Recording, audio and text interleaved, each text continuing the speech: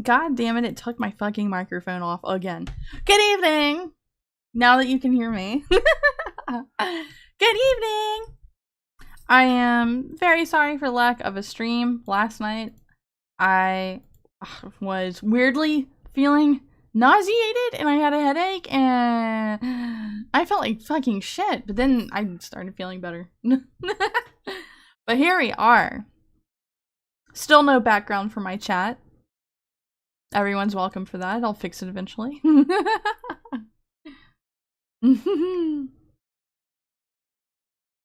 It's good to see all of you. It's good to see you. Do you like my alien antennas?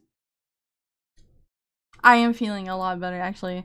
I'm feeling really good. Like I was able to like just get up and exercise and then go do everything I needed to do for the whole day. And then yeah, I don't know what happened. I just like thought it was mild food poisoning because it was just like a weird trash feeling mixed with nausea. So, but I am okay. I just realized that you can hear my bracelets. If that gets annoying, I might have to take them off. But yes, you guys. Hello. I didn't eat anything too out of the ordinary. The antennas are cute. Thank you. I found them for free on Google. Like they're like really animated. Ah. Take me to your leader. Look at that. I didn't know it did that when I tilted my head back.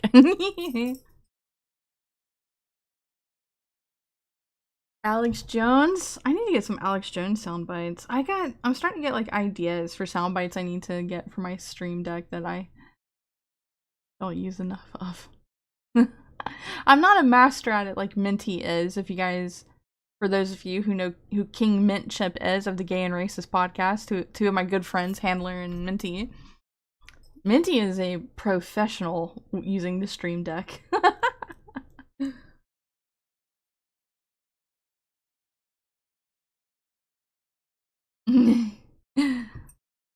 How has everyone been doing? I would be doing a lot better if I could get really good cosmetics in Repo, but the game does not believe in giving me anything more than trash and bug related things. I'm just throwing that out there. I'm offended with Repo.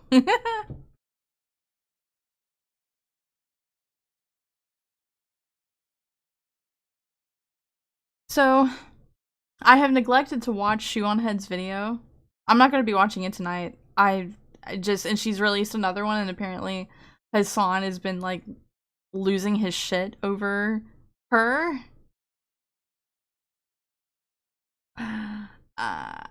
Everyone from like Hassan's orbit, like Denims and whoever else, they're all like very, I don't know, they go into attack mode pretty quickly before they go into debate mode because they don't have anything that would stand up against anybody else. I'm a cute bug. Listen. I try to be the best Zadie bug that I can be in Repo, even though I'm not happy about it. When is Hassan not losing his shit? Dude. It's just the reason they go into attack mode is because there's people who like they know they suck. They know that they're the butt of every joke and that people are mostly hate watching them. So therefore they have to go on the attack against other people just to spread shit around, you know? Like just like retard fight kind of thing. She even did a collab with Smug Alana to talk shit on Hassan. That's actually pretty funny. I've not seen it, and I also haven't seen Shu's other video because I was hoping to eventually watch it on stream, but I think the time's kind of passed on that. I should have struck while the iron was hot, guys. Now it's kind of like old news, isn't it? Yeah, they come to us. Yeah, they have no argument. They just know, like, attack the people who are more popular than they are. Or maybe not even so much more popular, but people who are perceived more positively than they are. Yeah.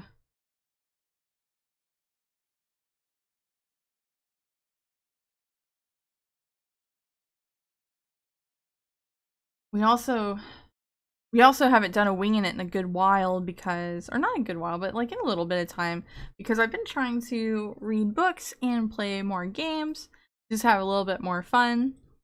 I don't know. I've been liking it. It's been nice. I also just obsess over the game repo.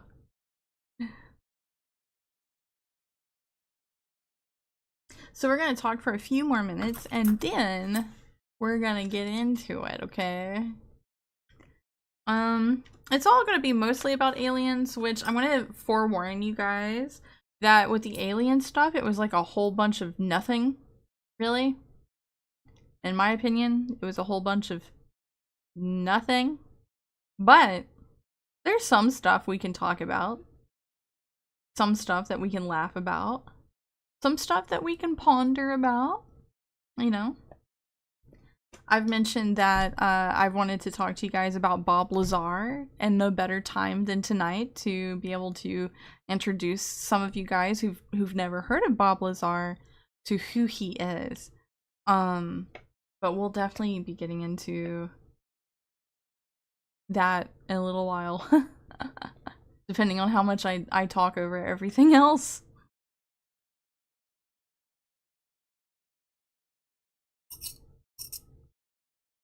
I can't believe you can hear my bracelets. I just felt fancy today and wanted to wear like jingly bracelets.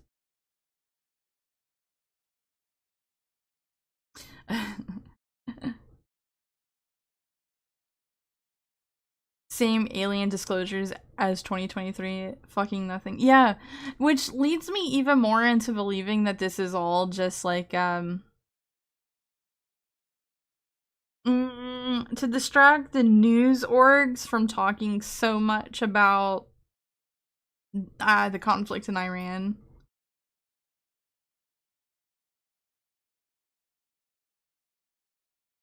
There's some serious Nephilim shit happening. Are you sure? I mean, I don't feel like it.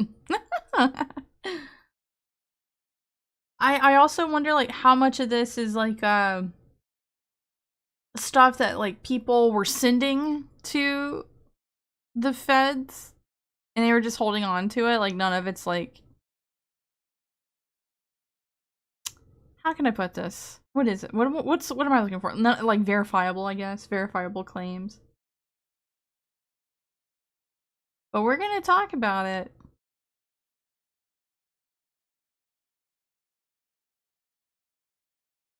But the space cat girls, yeah.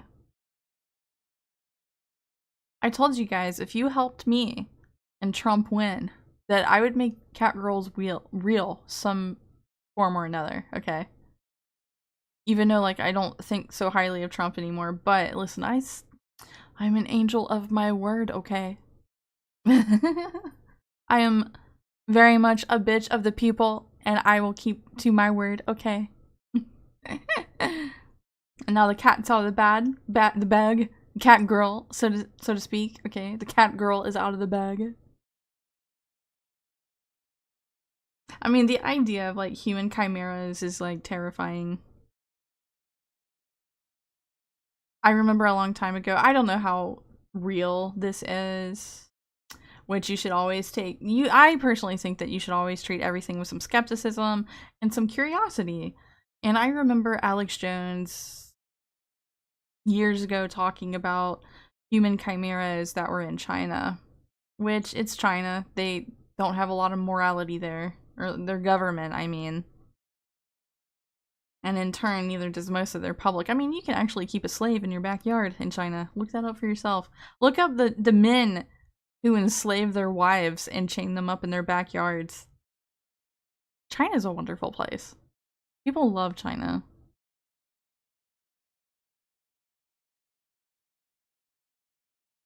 Aliens say, I am a Zalien!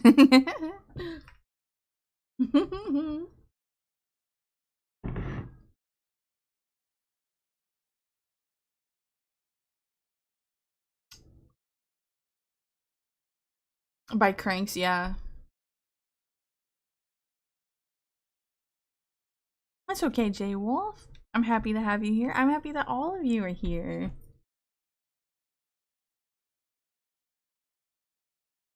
You can tell about, I can tell you about some pretty boring human chimera research.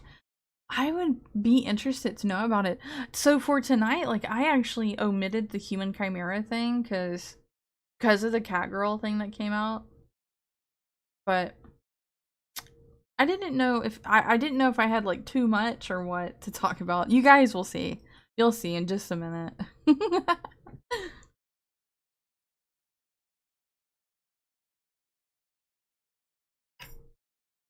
Oh, it feels so good to be streaming, you guys. I wanted to last night, like, I had a Wingin it prepared and it was just gonna be like some random shit ending with proximity chat, laughing at that guy. It wasn't gonna be much. I was even contemplating like streaming and just like going like ending stream kind of early so I could just relax, but I just could not. I was so cranky and upset with life because I felt like shit. I was like, okay, I cannot stream. I feel terrible. Yeah, we're gonna talk about those alien human hybrids too. Okay. I got a couple articles on that we're gonna read.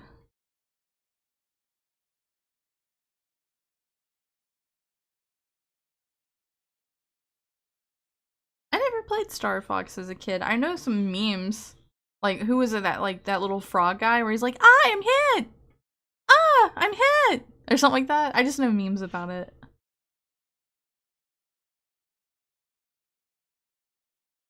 Okay, you guys.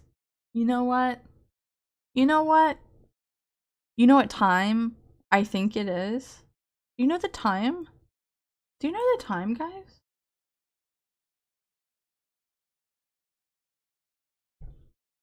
It's time for Woman Moment of the Week! Oh, where's my shit at? Hello, shit, where are you? Hang on! That went terribly wrong. Why are you not showing up? Oh, there you are. Ba ba ba ba! Woman Moment of the Week! First of all, let me fix this thing where it needs to go. Let's go in here. Hi.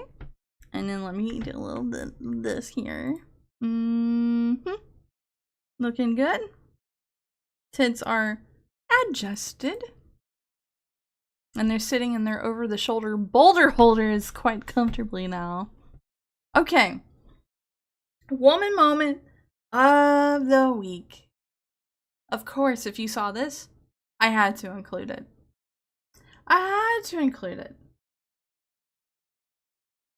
All sideways? You only stay for a bit? Well, I hope that you're having a good evening.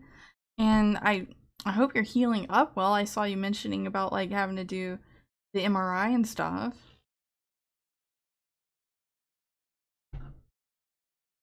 Oh, I don't know about that tonight, Synth.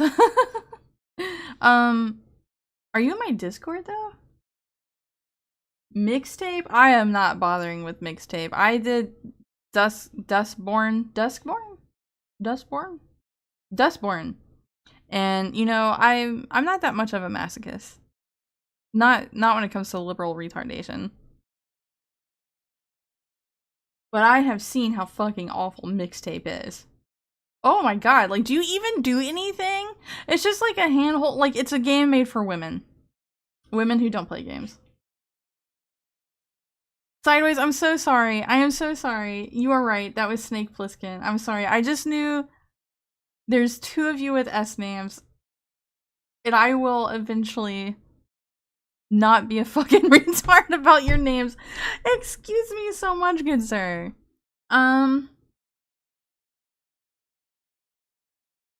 Well, sideways, I'm sorry. I feel like an asshole now. Well, I do hope that you have a good evening, and I'm so happy that you stopped by. What, you don't want to play the tongue jousting minigame? Tongue jousting? Okay, what are you talking about? Tongue jousting. Synthno State, would you like to join? Okay, I'm gonna pass out the Discord what, see how my brain doesn't fucking work, guys? I'm never gonna cut it as a streamer. My brain don't work.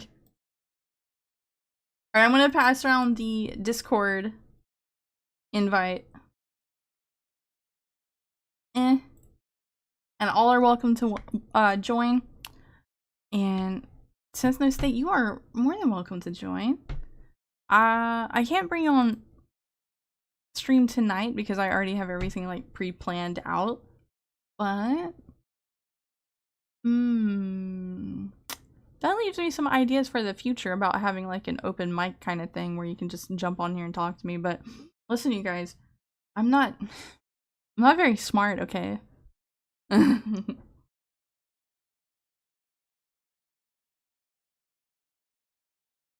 What are you guys talking about? Tongue jousting. Is this a real game? Or is Oki just being like really cute with me? Is this a real game? It's in mixtape? Oh, it's in mixtape? Is it mixtape about kids or teenagers?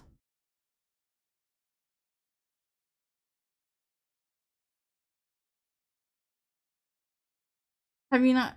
I've not seen it. I don't know how I'm always missing all the cool shit on Twitter.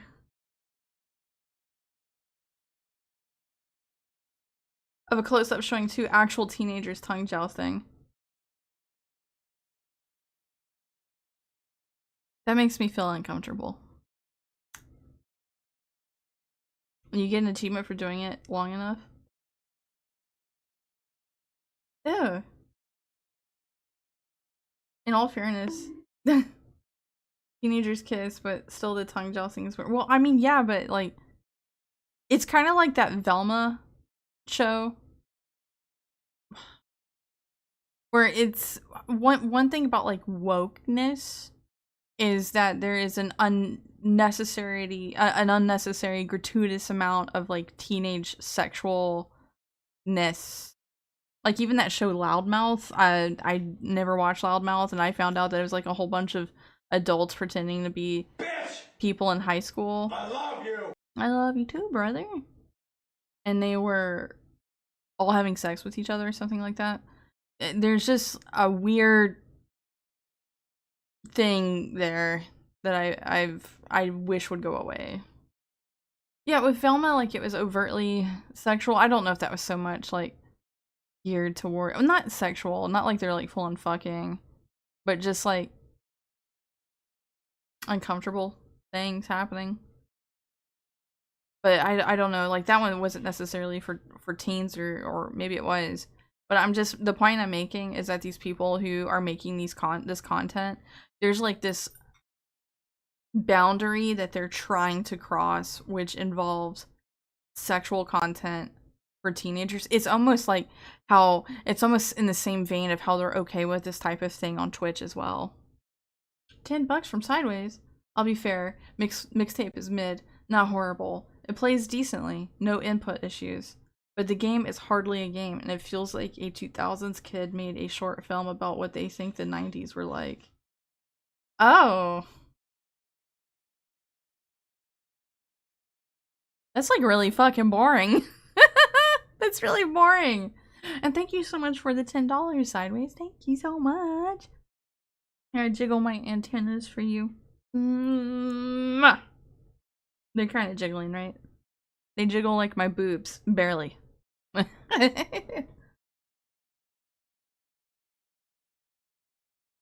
Twitch, you can get yourself a GIMP. You know, I don't find myself in need of one, but there are plenty. It's doubly uncomfortable watching it. I just don't. It's just a trend that I keep seeing. Like, we went from, like, people like Howard Stern, like, sexualizing teenagers to, like, liberals being like, oh, yeah, that's, like, really bad, but watch this fucking shit I'm about to pull. Look at this tongue jousting between teenagers, that a game made for adults.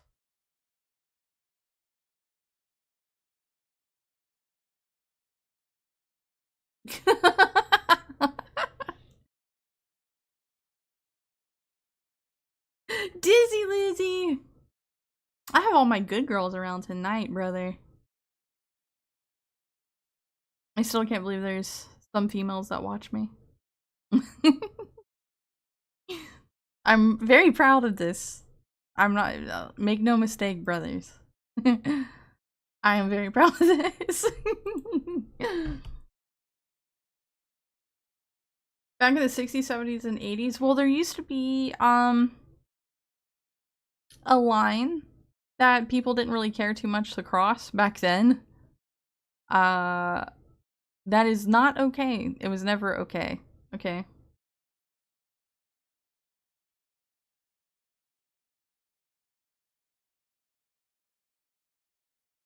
Not a single mention of Michael Jordan or Tiger Woods.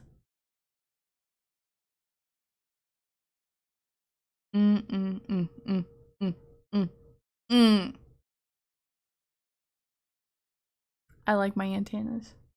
Guys, what if I rebranded as an alien? I'm just kidding. I don't think there'll ever be any rebranding on my part. You have internalized misogyny? Listen, Oki, my sweetheart Oki, I have been blessed with the information from a genuine they them, born female they them, college indoctrinated Wokey, who informed me that I had internalized misogyny, and because not only was I critical but willing to push back against things that I found horrendous that females do. So I verifiably have internalized misogyny, so revel in it, brothers. A woman has told me that they them, and if a real ass blue hair they them told me. I mean, biblically accurate angels are aliens. Nah. Who lied to you? I could. Hey, you know, that's actually like a really cute VTuber idea to say to like you make yourself up as a Area 52 escapee, you know? Dizzy. Oh my god. You know what we should do? We should talk about woman moment of the week. And you guys, this one actually pissed me off. We can keep talking, by the way, but I'm gonna keep the ball rolling for us, okay? Because you know what? You know what? I do strive to try to be a decent streamer. Yep. So I have this rule where I have to feel like physical pain of some sort. Like I want something to move me when it comes to woman moments. Like either it is supreme laughter or supreme anger or pain. Okay. So for this year, I don't know who she is, but she's some rich Asian whore. And if you like her and I just talk shit about her, I'm sorry, but I'm not going to be offended because you are. Okay. So her name is It's Catchy. It's Catchy. And I don't know who she is. I know who Soda is. I know who Soda Poppin' is. Let's see. It's Catchy doubles down after Soda attempted to save her from her bad take. And her bad take is, I don't understand. If you're struggling, why don't you go to a cheap buffet and just, like, save the food when people aren't looking? Blah, blah, blah, blah, blah, blah, blah. We're gonna let her speak for herself. Like, I don't understand. Like, if you're struggling, why don't you go to, like, a cheap buffet? And you just go to the buffet and you have, like, all you can eat stuff. And then just, like, save the food when people aren't looking. Now that's gonna get clipped out of context. You're gonna get hate threats everywhere. Yeah. Well, the other thing, I'm sorry, the internet loves hating women now. That's true. Whenever Ray opens up her mouth, there's about 6-7 new hate threads. here's the thing. Okay, it's not about hating women as much as it is that she just said something incredibly vapid. Sure, it can be taken out of context, but she said something that was meant to just be legitimate. Like, she legitimately was trying to give that as advice. She's also a woman, and I don't think she was trying to make a joke, because women are not, at least not like this bitch, have the capacity to actually, like, give a punchline. So what she did is that she spoke from a seat of comfortable living and looked down on the poor, who she assumes are all starving, because she has no inept clue, like no clue at all what it's like to be struggling. That's why she just conflated a whole bunch of shit there, which inadvertently, if she was trying to be funny, it was funny, but she herself was the punchline. Don't be a rich person telling a poor person how to live. Simply put. Okay. And it's like, oh, and then they quickly say, it's just because she's a woman. It's like, sure, it's a woman, but she doesn't know how to use her fucking brain. She doesn't know how to use her fucking brain. She didn't know how to do that, did she?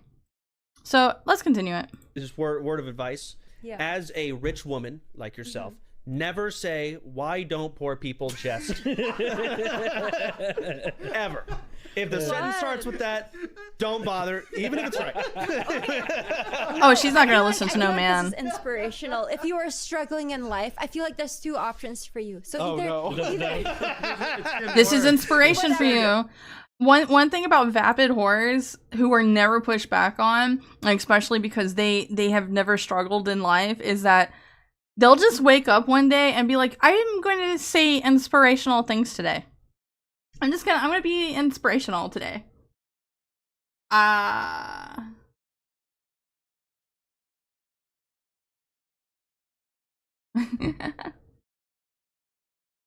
If you're homeless, just buy a house type of woman. Yeah, they got it figured out in their 90 IQ little world, don't they? whatever. Okay, go to buffets and spend the minimum amount and get all the food, and just wait until no one's looking at you, and like bring Tupperware and put it there. Okay, or go to jail, because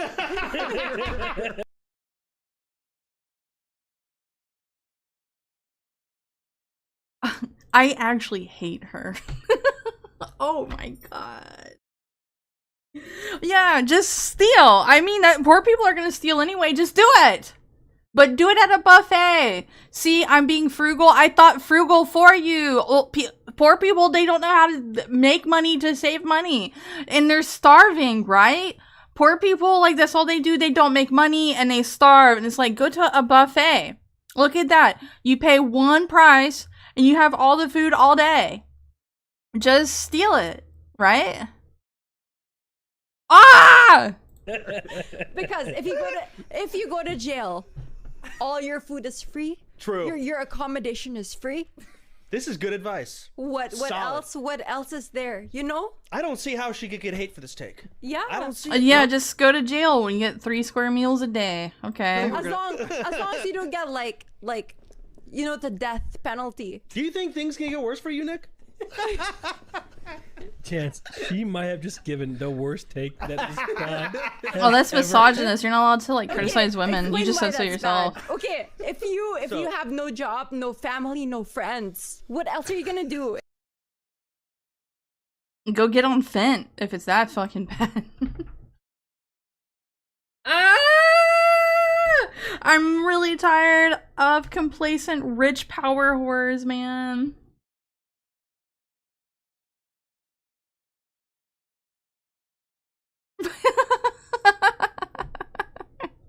Oh my god. Okay, alright, that has pissed me off royally. I'm really glad that we got to partake in that together, guys.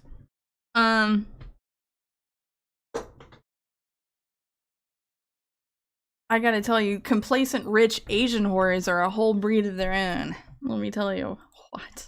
Let me tell you what. Anyway, there's big important things happening, and here's a tabloid to tell the religious people to fucking strap in. Religious leaders told prepare now for UFO disclosure to unleash Bible-changing revelations. If you saw this headline, because it is the Daily Mail, I hope that you did not believe it. I hope that you were just like, you just saw that this is more like some kind of weird, underhanded way of making fun of Christians all over again. Because this is a tabloid, by the way. But anyway, we're going to talk about the aliens. We're going to talk about the aliens. Oh my god. Yeah, have you considered turning to crime? Any amount of hate that bitch gets, she brought it on herself. She deserves it. She did it all herself. She did it all herself. Oh, sideways. So the question is Kachi actually a OF girl or something?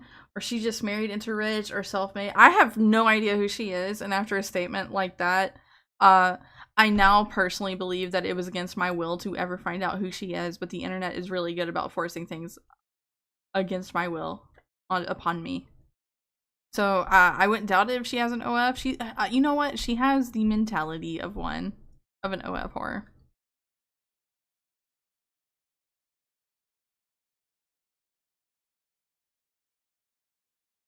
Oh, thank you, Roman. Thank you, Roman. You know, she went ahead and did a video recently, and I neglected to watch it, and I don't know if you guys like really want me to watch it. Next Wingin' It, I could do it. I mean, it's the one about the Pragmata game. I mean, at this point, she's already made a follow-up video, and it's something to like talking about Hassan. Yeah, Boxy. You know, Shieldhead wasn't the only one to mimic Boxy. Melanie Mac also did the same, trying to be 4chan's queen. It's like there could be only one. And it's Katie. I think her name was Katie Wayne. Boxy's name? I don't remember.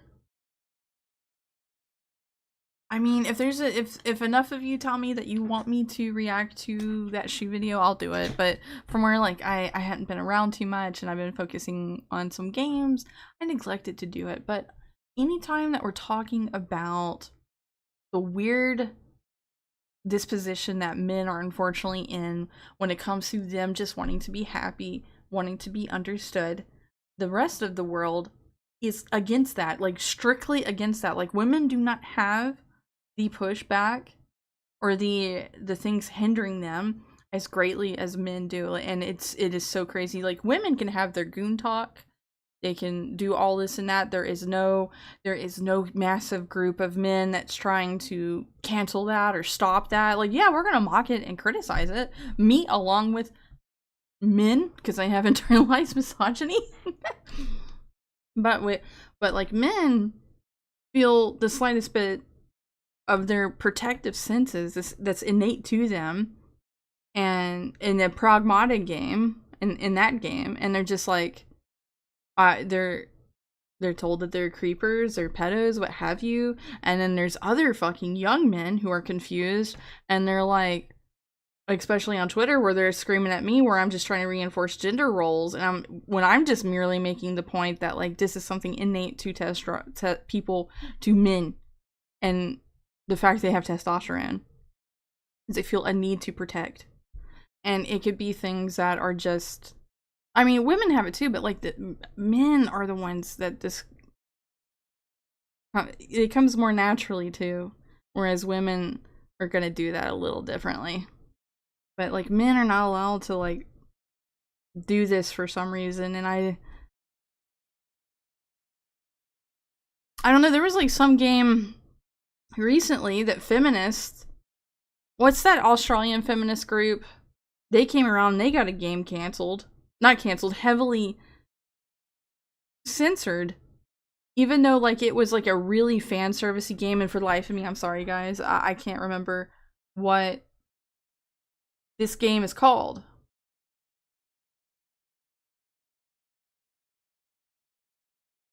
Collective Shout. Yeah, I think it was Collective Shout, but I can't remember this newest game, this fan servicey like game that was either from China or Korea.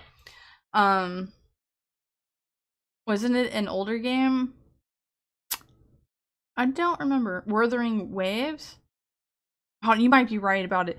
Super fan servicey. They had a big patch that censored a lot of this stuff, and I believe it was Collective Shout or some feminist organization. Excuse me for not having all the details. I wasn't prepared to talk about it tonight. But they were like rejoicing over it, and it's like there's no male meninist group that's like going and canceling things. You know what I mean? Just didn't they get Stellar Blade censored? So I believe they did. Yes, Collective Shout did, or tried to, and yeah, or was it Bayonetta? Was it Bayonetta? I mean, women have their Gooner games. Why can't men? Right? Like, whatever.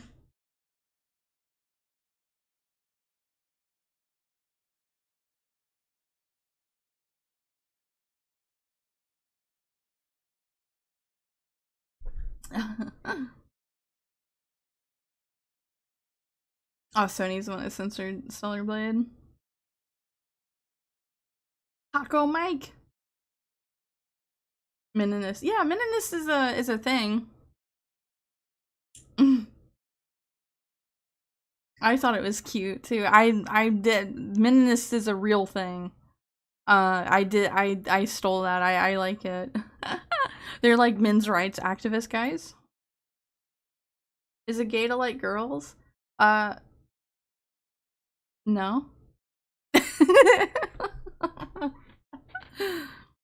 It's just like a cute thing, right? But going back to whatever the hell I was just talking about,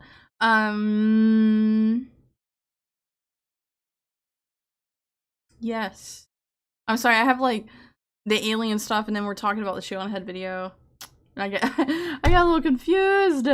So anyway, yeah, I mean, if you guys really want me to watch that video of Shoe on Heads, I'll watch it. Definitely, we'll make time. We'll watch it. I'm always all about being rational and clear-minded and putting into the collective psyche things that are actually fair and important, such as caring about men's mental health, letting them know that they are standing up against the people who's just like, oh, you have protective instincts, like Sleepless Mary from fucking Timcast or whatever, or whoever, wherever she's from, who's just like, oh yeah, that's weird and creepy. You would not feel that unless you had a kid. Like, bitch, step off now. I am disgusted by the right-wing feminists. They're pretty fucking bad, okay? They're just not as loud and in your face as a liberal,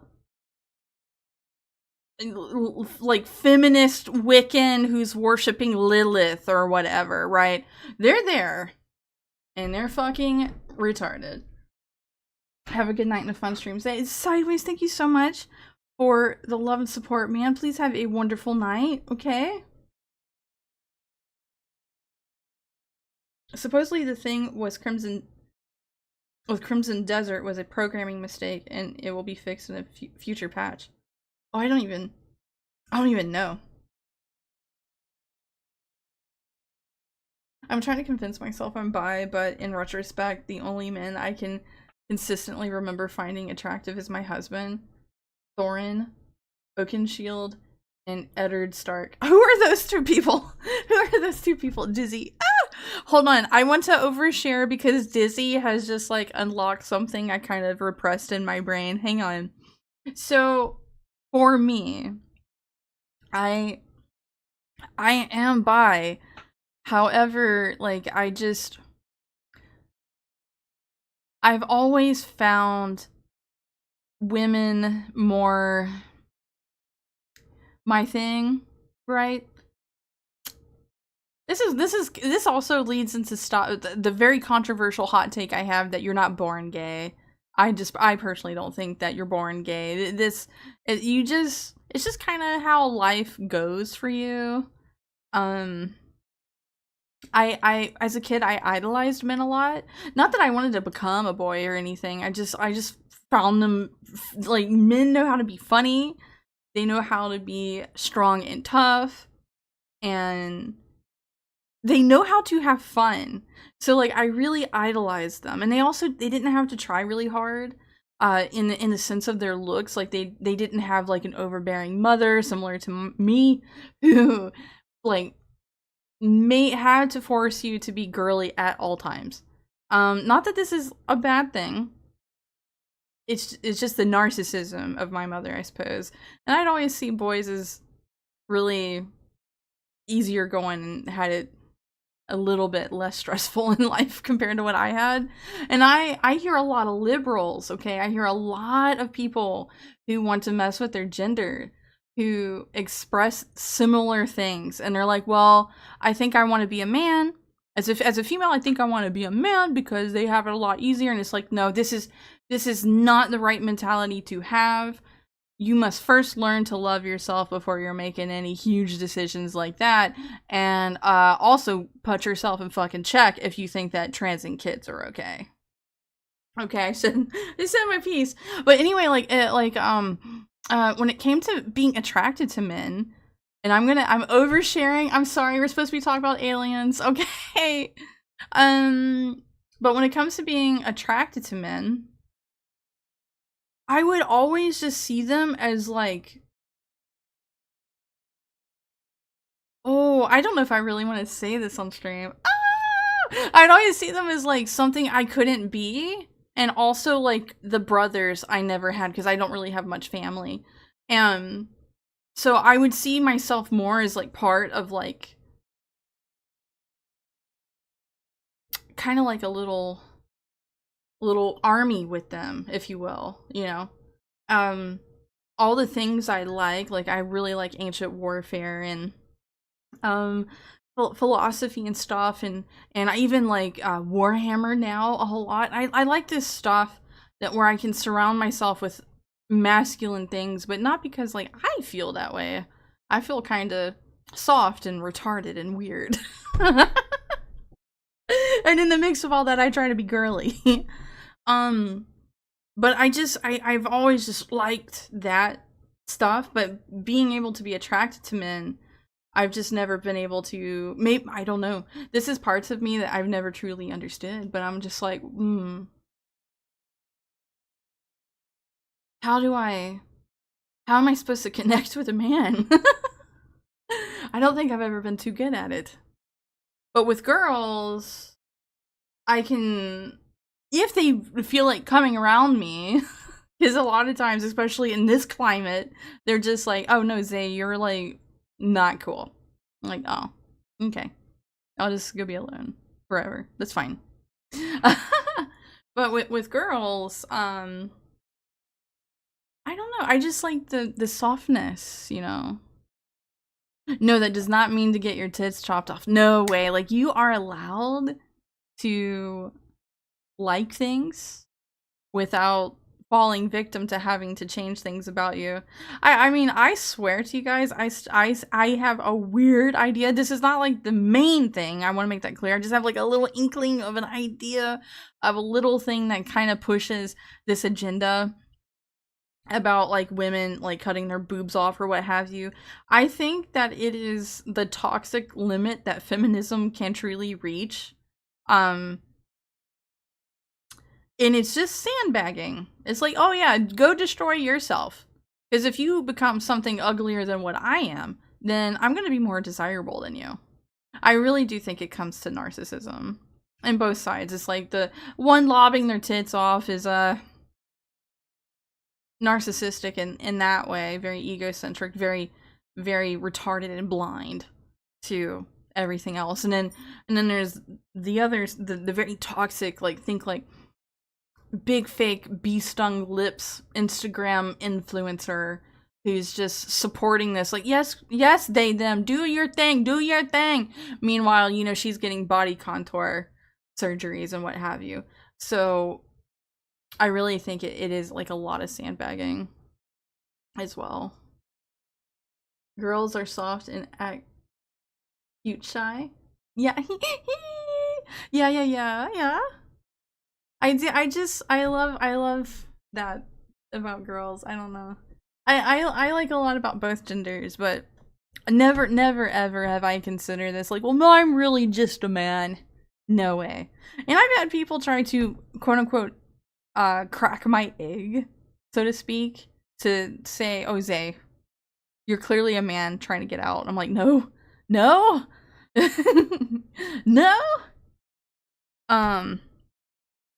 Also, when I say I like girls, like, I like feminine women. Like, I don't like, well, okay, let me put it to you this way. Ariel, if you know, what's her last name? Scarcella? The YouTuber, Ariel. It's like about as like butch as I like to go. Like, she's still like feminine to me. I don't like when they start dressing like fuckboys or anything like that. I'm like, you just have a personality disorder. Bitch, alright, I don't know what your problem is, but you got a personality disorder. I'm just saying. Anyway, I'm glad that we like explored that, you guys, with each other. Philosophy's not boring, and let me tell you something. Philosophy's only really fucking boring to me personally when it's Kant and Hegel discussions on Reddit. Granted, I'm not on Reddit a lot, but over the years, it's just that, you guys, I can't stress this enough. Like, why do they like Kant and Hegel so much? Like, whatever. I learned that men form I'm sorry. Paganini saying, I learned that men form friendships from shared hobbies and looks while women do the opposite. Women despise other women who share the same hobbies and ideas. I learned that from my mother and aunt.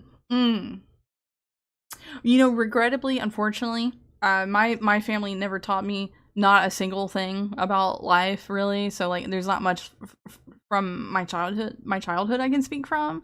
But, yeah, I do have a Reddit account, but my Reddit is mainly for, I'm trying to remember. That's like how much I don't really go there. So I can discover black metal bands.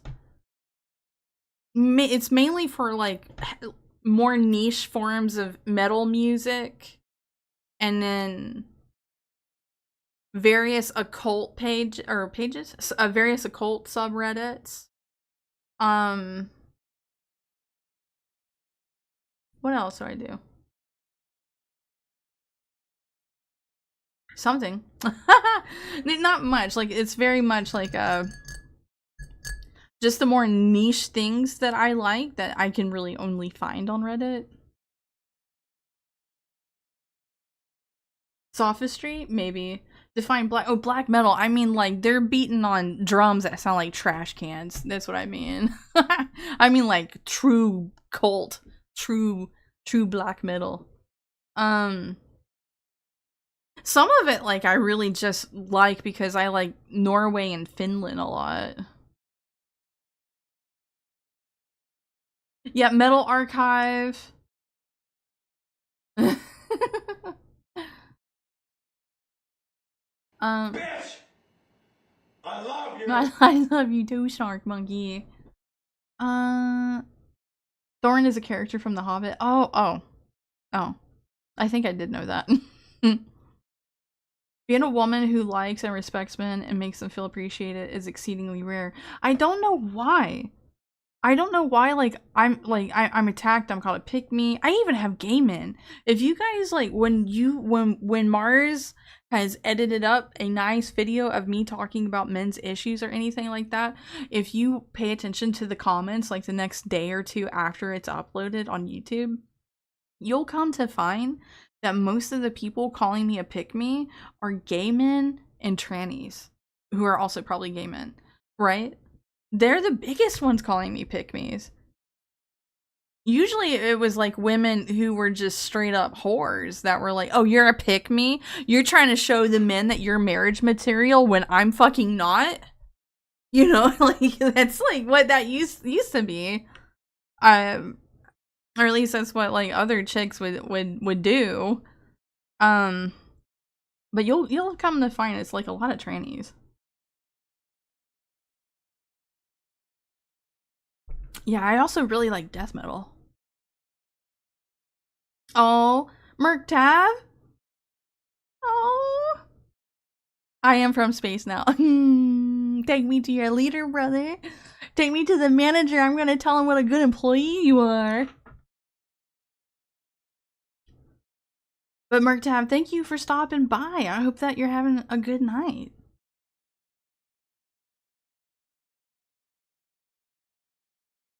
Okay, Dizzy. Thank you for like inspiring me to do some rants, Dizzy.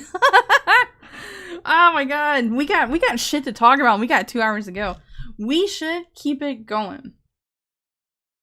At least these days. Oh, pick me is simply good. Pick me just means that like women do not like accountability, and when there is this like I guess a rare female that's willing to just be like, hey bitch, what you're doing is like really wrong, and no one's willing to fucking tell you that. They're like, oh, you think you're better than me? You're fucking pick me. You're a pick me. Okay, you're whore shaming, you're slut shaming, or whatever they call it, or what have you. And it's like, no. Listen, the worst thing that ever happened to me is that I was put on this earth to make it a better place while I'm here than when I found it, before I die. Okay? And women having to look into this like psychological mirror of the internet where they can look back at all of the bullshit that they've done, so on and so forth, and just be like, oh, you know what? Maybe I am the problem. That would be great. I'll never look at an alien asking for a leader ever again. Interstellar, Karens. Alright, I'm gonna keep going. We need to go. That was really fun to talk about. It's T-Stank. Well, thank you for the follow, brother. Thank you. So, there you go, guys. I don't know. I just about why I like women, but I do. Men are like real cool, and you know what? We're gonna keep going. We're gonna keep fucking going. Let's go. Also, like I got like a new deck of tarot cards that I've been shuffling around, and I'm sorry if you hear them. If it's like a little obnoxious, you guys let me know, and I'll stop doing it. Or at least I'll do it like more quieter. My ass too fat for my man to pick me. Dizzy. Alright, so religious leaders told prepare now for UFO disclosure to unleash Bible-changing revelations. Do you believe that? Because I don't. Again, I was making a point earlier before I got like massively sidetracked talking about gay bullshit that happens in my brain. But this is a tabloid, and if this fear-mongered you at all, or if you know someone that it did, please remember, this is a fucking tabloid that's gonna say whatever the fuck.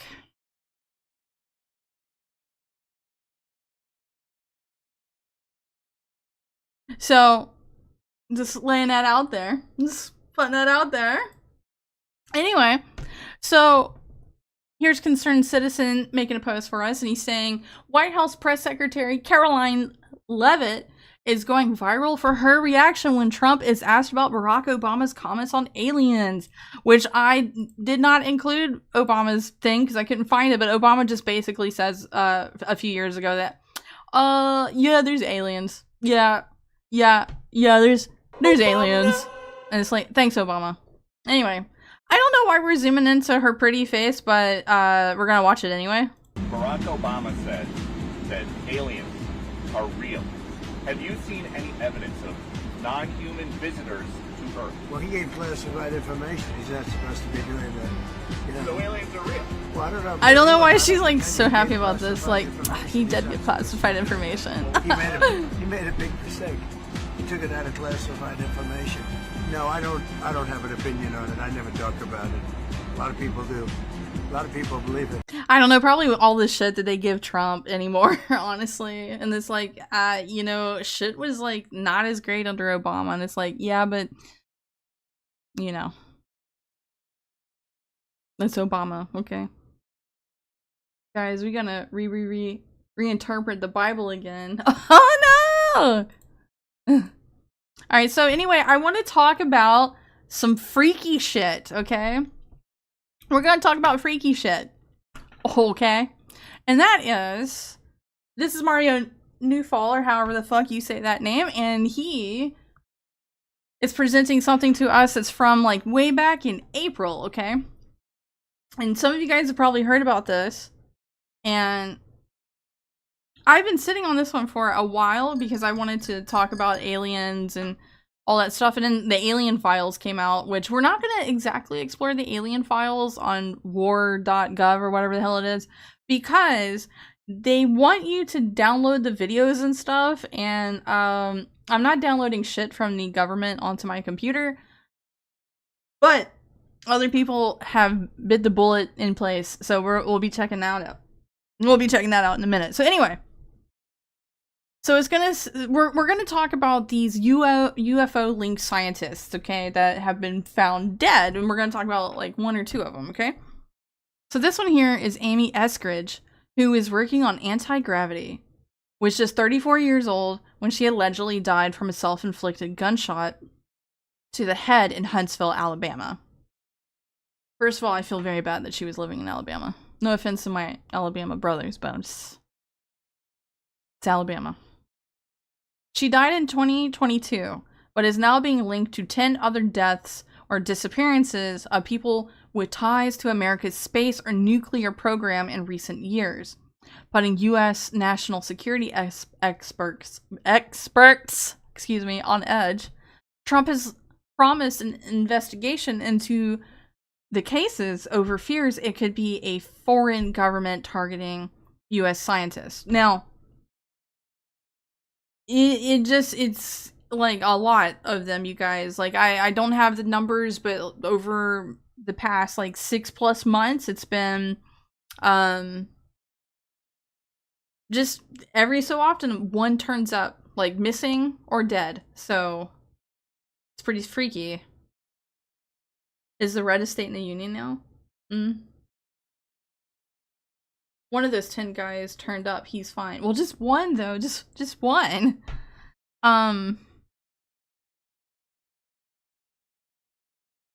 Since mid-2023, okay, I see now. See, multiple U.S. nuclear and aerospace scientists have died or vanished under unexplained circumstances since mid-2023. These cases include a retired Air Force general who walked out of his Albuquerque home in February, leaving his phone behind. Let me finish reading that. An astrophysicist killed outside his home, a rocket scientist who disappeared while hiking in California. No local authority has publicly connected the cases. The FBI declined to comment, and Representative Eric Burleson says it has all the hallmarks of a foreign operation and calls for federal investigation. So, I just found that a little crazy and creepy because they kind of all correlate together here, that having to do with aliens. Okay, I'm gonna we're gonna find out why I say all this. Okay.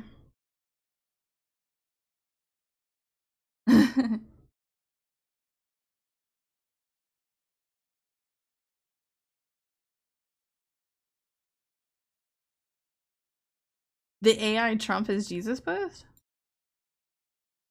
Oh, I don't know about that. Did Trump post that? Well, or did liberals post that? No, well, I don't know. So anyway, we're gonna read something here. That is the Daily Mail. And well, actually, we're gonna listen to it. I forgot this has a video to it. So this is Matt Gaetz. So we have some people dying, but we also have some people that's being apparently breeding with aliens, okay? So we're gonna let Matt talk about this. Matt Gates claims US runs forced breeding programs merging humans and extraterrestrials. Interracial alien mating?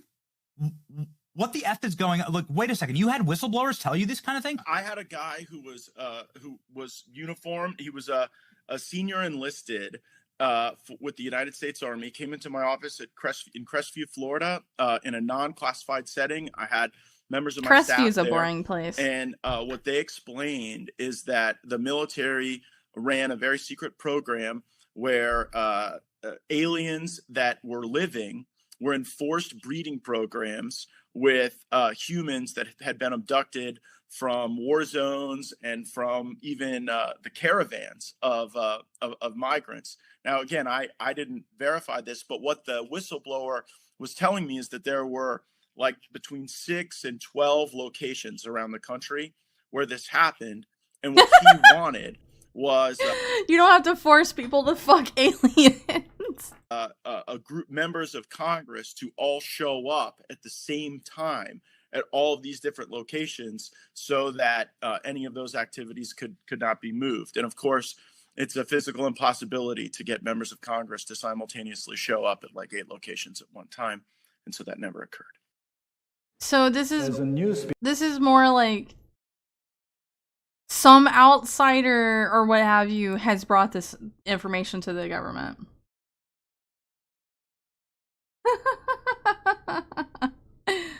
Also, I mean, let's entertain that for a minute. Let's just entertain that for a hot second, and that means that the aliens are able to be interbred with humans? What does that mean? Oh my god, like, hey, let's entertain that for a hot fucking second, okay? Let's go back to, like, that, this, bullshit here that the Daily Mail also gave us. That would mean that they're God's people, huh? Huh? I don't know. But anyway, let's hear about this lady. I'm gonna have to read this one to you. Hey, Squishy. Because this one, unfortunately, doesn't have a video. And this is, I was abducted and impregnated by aliens. Here's the physical proof. And she just whips out her, slimy... You know what? I'm going to shut up about that one. Let me shut up there. Let me read. We're going to read this one. Oh, my cursor's cute. Thank you. I use the Brave browser, but you can also use this on, Chrome. And I use something called Sweezy, that's Sweezy cursors. And, yeah, that's how I got this one. Why is he acting surprised? They've been talking about hybrids since, like, the 80s. I know! The one thing, you know, we were talking about hybrids much earlier, and I didn't mention this, but, like, the freakiest of our hybrids are the chimeras. The freakiest is the human mixed with cows and the human mixed with chimpanzees that are supposedly somewhere in China. Those are gut turning for me.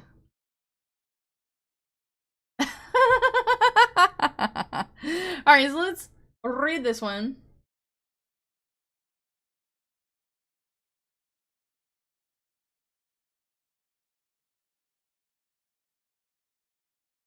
Yeah, traveling faster than light. Yeah. I mean, that's what Carl Sagan said as to why, like, he doesn't believe in aliens. And I think even Neil deGrasse Tyson. Squishy Banana, thank you for the follow on Twitch. Thank you, brother. What was I saying? Oh, yeah. No, I don't remember, actually. What was it? What was I talking about? Oh yeah, Neil deGrasse Tyson or whatever his name is. He like came out and was like, "Where's the proof of aliens?" And it's like, brother, all we got is objects in the sky. Okay, you know what a UFO is? That's we was talking UFOs, brother. We weren't talking aliens. All right. I don't know. I don't like Neil Tyson deGrasse Tyson Chicken Man. I never get his name right.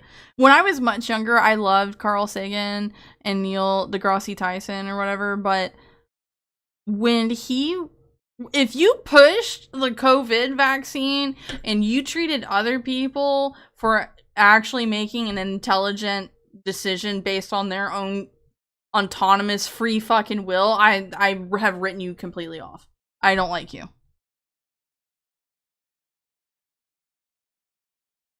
Is it DeGrasse? Am I saying Degrassi? Is DeGrasse Tyson? Degrassi? Carl Sagan was the superior one anyway. I love Carl Sagan. I get it. Alright. He was an atheist and blah blah blah. Listen. I loved him, okay? I have like 3 of his books on my shelf right now that I've read and I love them.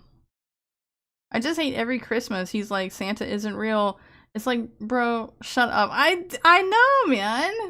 Like, come on, Neil. Like, we're tired of it. Whatever. Aw, Godzilla! Thank you for the follow.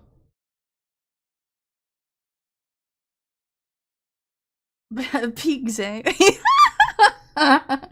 Degrassi Tyson Chicken, brother. I didn't know his name. Not well enough. So anyway, we're gonna read about this woman getting impregnated by an alien. You know what? How much you want to bet it was a government program, huh? No, she was abducted. My bad. Let's read it. It was 3. Oh, hold on, wait. Maria Cuccia woke with a. Why is this like highlighted like that? Woke with a leaping heart. It was 3 a.m.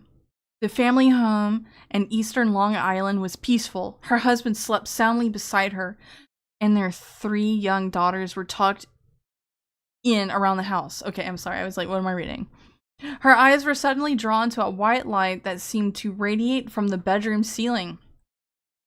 How did she know it was aliens, not God? You ever heard like those kind of testimonies? The 31-year-old piano teacher felt herself being drawn toward it. I would have thought I was dying. Actually, what she claims happened next would change her life forever and bring her face to face with the boy she believes is her lost son Elijah, a I'm sorry to laugh. A half human and half orc. No, I'm kidding. Half alien child. Today, Cuccia, now 64, lives in Florida.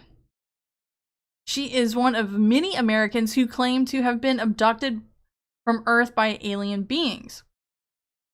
Estimates of affected humans vary from several thousand to 3.7 million, according to one controversial study dismissed as false by some psychologists. I want to remind you guys the Daily Mail is a tabloid. Okay.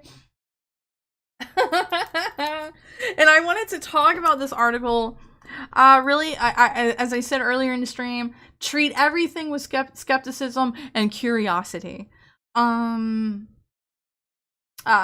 If you guys heard about it or lived to see it or anything, that in the early 90s, probably even sooner than that, there were lots of people who had abduction stories that slowly went away. That wasn't really much of a thing anymore when we got cell phones with cameras. And what we did end up getting is a lot of UFO sightings in South America. Where's the abduction stories? You don't hear one now. You don't hear one now. You don't hear about abduction stories now. I don't know. I mean, I guess you kind of do. There might be like the 1 or the 2 that you hear. But again, treat it with skepticism and curiosity. I mean, there has been very many elaborate hoaxes. And Bob Lazar is actually counted as one of those too, but we're going to talk about that in a little while. Trumpet, thank you for gifting a membership to Titanheart. Yeah! A new YouTube member.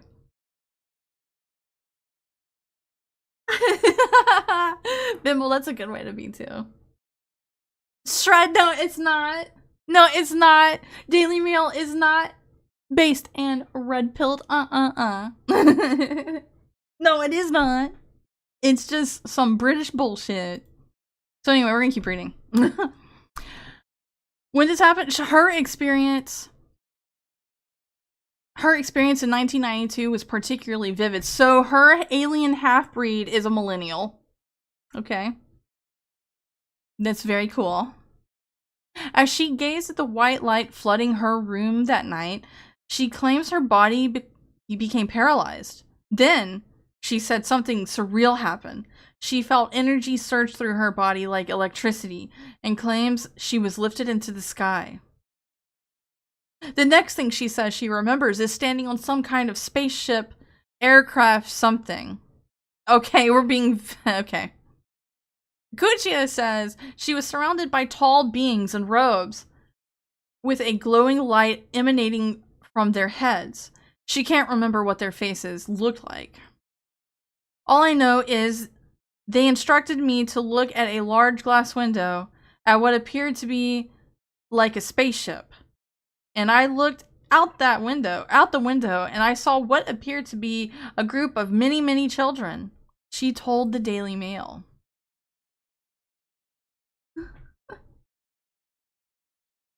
Abduction stories recovered by hypnotism is especially suspect.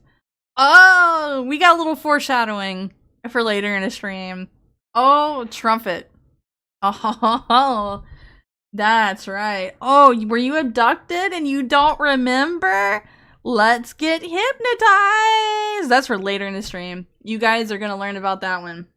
So let's keep going. Let's see. She says that the beings then brought forth a young boy, about 8 years old, and that she found herself unable to look away from him. He began to wave at her, and their eyes locked. She says she asked the beings, "Is this my son?" and claims they replied, "This is your son, and we call him Elijah." This is the most bullshit story. Kuchia claims they told her to look up the meaning of the name when she returned home, and that for now her visit to them was over. She told her husband that something had happened to her in that night. Understandably, he dismissed it as a dream or nightmare, yet she believed it was all far too real to be a dream. She never experienced anything like it. And how could she explain that young boy who so clearly recognized her and she him? Oh, she's made music. Maria Kuchia has written albums of music about her experiences. Oh, Bridges. Elijah. She could just be a bug woman. Behold your chud alien son. $5 from Ear Trumpet, thank you. Alien abduct, blah, blah. Well, I'll get it right eventually, hang on. Alien abduction stories resemble old stories about fairies and changelings. Yes, it does, yes. It really does. It really and truly does. Alright, let's keep going.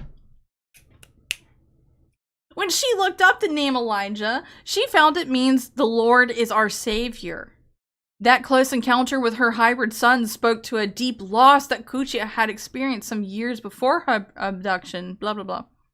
Abduction. After the birth of her first daughter, she became pregnant again. During one of her appointments for an ultrasound scan, she was told she was going to have a healthy boy. But a day or two later, she was in excruciating pain and bleeding, and her husband had called an ambulance. Kuchia had a miscarriage. Oh, I thought... I don't know. Let's keep going. Some days later, her doctor called to tell her that she had passed a fetal sac, but there was no fetus inside. They were worried the fetus was still in her body. Kuchia told the Daily Mail, although that proved not to be the case. Now Kuchia believes the fetus was taken from her body by the alien beings, and that this happens to other women around the world. She claimed that she later had a feeling something was inside her that did not belong. Okay. After the miscarriage and feelings of housing something foreign, Kuchia began receiving what she described as messages. She claims that she would wake in the middle of the night hearing voices that inspired her to create music. Kuchia says she was spiritually curious before her abduction and had tried hypnosis therapy to reclaim past lives. Are you seeing where this is going, guys? Are you seeing where this is going? $2 from Trumpet. Aliens apparently speak Hebrew. Oh yeah, that's the moon Jews. Right. Yeah, the moon Jews. Yeah, I know all about those guys. Anyway. In the years since that supposed encounter, Kuchia has spoken to many... Did I just miss a spot? Hold on. Tried hypnosis therapy. She has wondered if those practices opened up a channel related to what she claims happened to her. In the years since that supposed encounter, Kuchia has spoken to many others who also claim to be abductees and contactees. Many of them believe that aliens are secretly reaching out to the human race for various reasons. Some think it's to warn us of impending dangers, while others, more sinisterly, think it could be to experiment on us. Some experts suggest that claims of alien intervention are simply related to phenomena such as sleep paralysis. Others suggest that they are manufactured within affected people as coping mechanisms for trauma, including experiencing a miscarriage. Nothing will persuade Kuchia that these explanations apply to her. Her recent move to Florida during the pandemic, which coincided with her mother's death, felt like a turning point, she said. She had spent much of her life working with her now ex-husband, traveling the world for business. Now she has the time at last to turn her incredible experiences into a book. I brought a big plastic container filled with journals and things from my past and came out here to reflect during lockdown, and I started writing a book, she said. For Kuchia, it will be a chance to share a story many may scoff at, but one that after more than 30 years remains very real to her. Reports of encounters with aliens, some ecstatic, some disturbing, begin to proliferate with the dawn of the space age. Although similar stories from previous centuries involving demons, mystical beings, are long established in human history. And then blah, blah, blah, blah, blah, blah, blah. I don't know if I really feel like reading all this, but we're going to skip a little bit. Oh, wait, hang on. No, we're not, because I didn't catch this part earlier. Hang on. One of the most highly politicized cases, no doubt, because of its salacious nature, involved Brazilian farmer Antonio Villa Boas, I guess, who claimed he had sex with an alien in October 1957.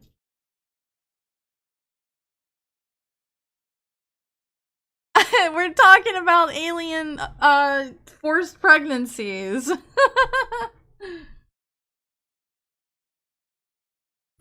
Let's see. Boaz, I'm sorry if I'm pronouncing this wrong. Would you believe me if I told you that English is my only language? So, let's see. Boaz report stated that he was hauled aboard his star-like UFO that landed in front of him before being experimented on and covered in a mysterious gel. Nigel Watson, who has researched and investigated historical and contemporary reports of UFO sightings, is author of the UFO Files. He told the Daily Mail, "This was the first case of sexual contact in our flying saucer era." Boaz claimed he was dragged inside a flying saucer and forced to have sexual intercourse with a beautiful alien woman. When he left, she pointed at her stomach, at him, and then at the sky, implying she would have his child somewhere in outer space.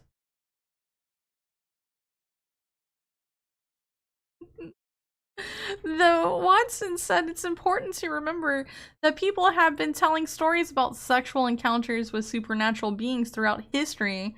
I suspect many are fantasies about, blah, blah, blah, blah. I suspect many are fantasies that the abductees actually believe. He said such fantasies or stories make them feel like special people who are selected to breed a new race of hybrid beings. The only person to make sense here. $2 from Ear Trumpet. Alien Diddy Party. Oh my god. I don't know. They don't seem very gay. They like to procreate a lot. I don't know. There was the whole anal probing, right? That was a thing, right? Anal probing. I guess because you can't impregnate a man. You can only probe him. Let's see. Other abductees might use these fantasy experiences as a way of unconsciously disguising and coping with real miscarriages, abortion, or rape. I mean, maybe. We're dealing with some mental illness for sure. The controversial 1991 study into alien abductions was conducted by artist Bud Hopkins, associate professor of history at Temple University, David Jacobs, and professor of sociology at Eastern Michigan University, Ron Westrom. Let's see, the team surveyed nearly 6,000 adults, asking them how often they experienced 5 specific scenarios. Oh, and this is the scenarios. I'm gonna read this to you guys, and then we're gonna like move on from this one, okay? Let's see. 1, waking up paralyzed with a sense of a strange person or something else in the room. Right? Okay, that could be sleep paralysis. 2 is experiencing a period of time of an hour or more in which you were apparently lost, but you could not remember why or where you have been. Let's see. Feeling that you were actually flying through the air, although you didn't know how or why. Seeing unusual lights or balls of light in a room without knowing what was causing them or where they came from. From finding puzzling scars on your body and neither you nor anyone else remembering how you received them or where you got them. So, if you answered 4 out of the 5, you were a probable abductee. That's just what happens when you try to go to bed with a nicotine patch on. I've never used a nicotine patch. Do you feel like you're floating or whatever? Tarusi? He busted in that extra Tarusi. Oh my god, Feared Goblin! Ah! Lord help us. Alright, so that was an interesting story, right? Did you learn anything from Miss Cuccia's story? I sure didn't. So let's keep going. So about them 5'4", 49 kilogram cat girls.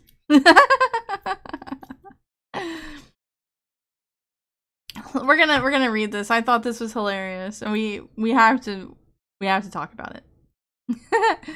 So it says, if you haven't seen this yet, it says, executive summary.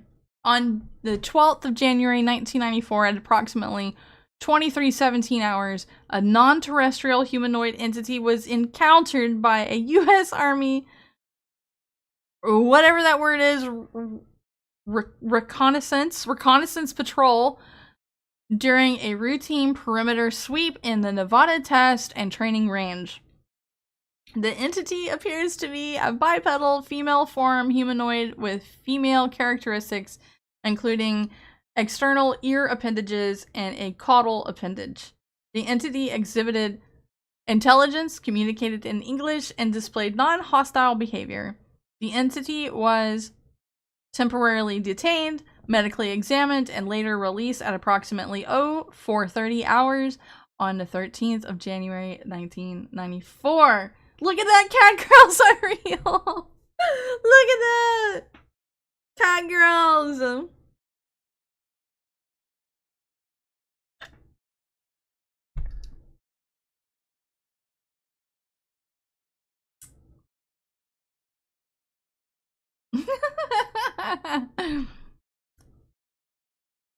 Japan was onto something this whole time.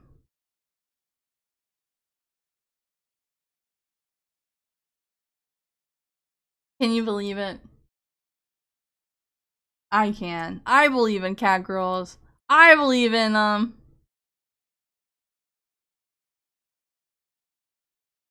Goodbye forever. Kaneko-chan is waiting for me while licking her paws. Good morning, Zia. Alright, Zia Maruka. I hope I'm saying that right. Turns out the real Isekai was Alpha Centauri all along. I actually never seen that one. These replies, though. Come here, cat girl. Time to race mix. This is feline. Yeah, kitty. You know kitty kitty? They would be such major horrors. I'd be afraid they'd puke on the rug, honestly. I'd be really afraid of that. Elon finally did it. I know! I would personally add Elon if this wasn't like really old. But anyway, you guys, I want to talk about Bob Lazar. But before we talk about Bob Lazar, I want to talk to you guys about something that is called Element 115. Okay, we're gonna switch gears a little bit here, and we're gonna talk about a fuel that spaceships supposedly run on. But we can't talk about what Element 115 is without talking about Bob Lazar.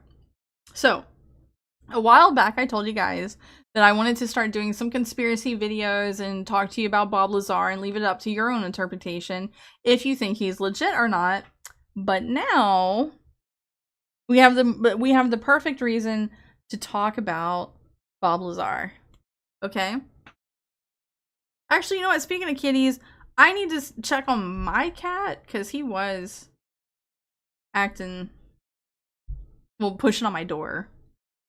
Oh, the Midnights are reading us on Rumble. Hi, welcome in. Art Bell? I don't actually know a lot about Art Bell. I'm willing to learn about him now. Welcome in, Raiders. Endless Nocturne. Oh, that's a cool name. Hello. Balthazar? What you talking about? Max, thank you for the raid. Like from Charmed?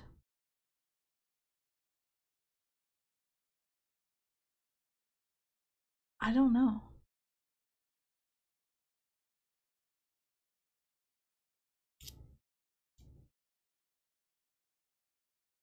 Just got racing in virtuality. We did Mega Race. Wow. You met Bob Lazar? Nintendo, what up? On security duty for a fortune teller, and she was buying a house from him. Oh, now I do think that Bob Lazar is quite fascinating.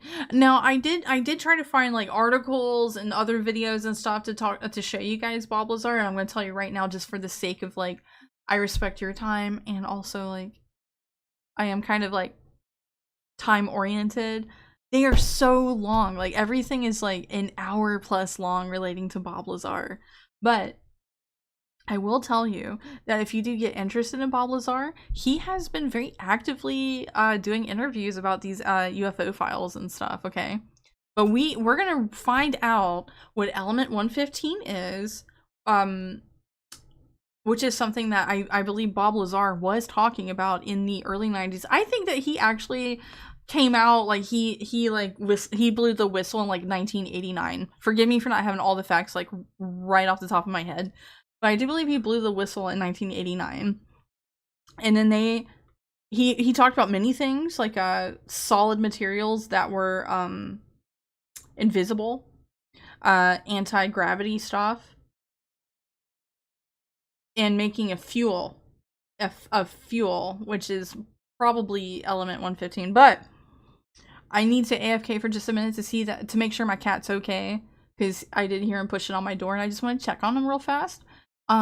Max, thank you so much for the raid. You guys, I'm gonna AFK for just a minute, but I will be right back. I'm also gonna get a drink while I'm gone too. Okay, so listen, you be good while I'm gone. Because you know what? When I come back, we're gonna talk about element 115.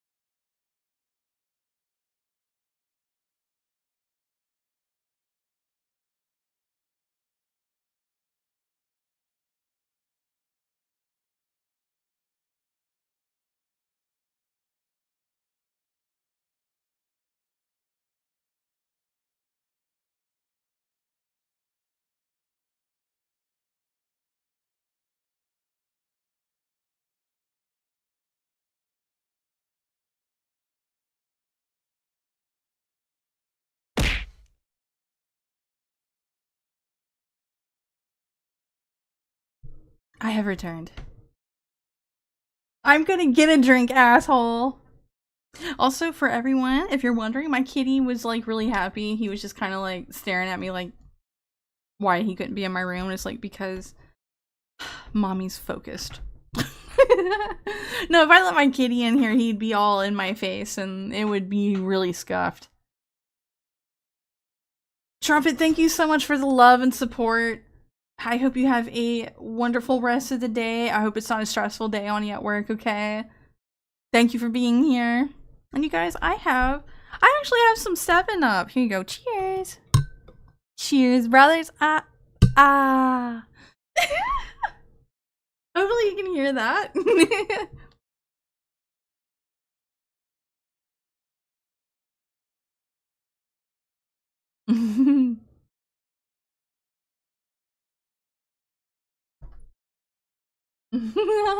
Alright, so let's find out. We're gonna switch gears and we're gonna talk about element 115 because I actually think this part of like extraterrestrial shit is like pretty cool.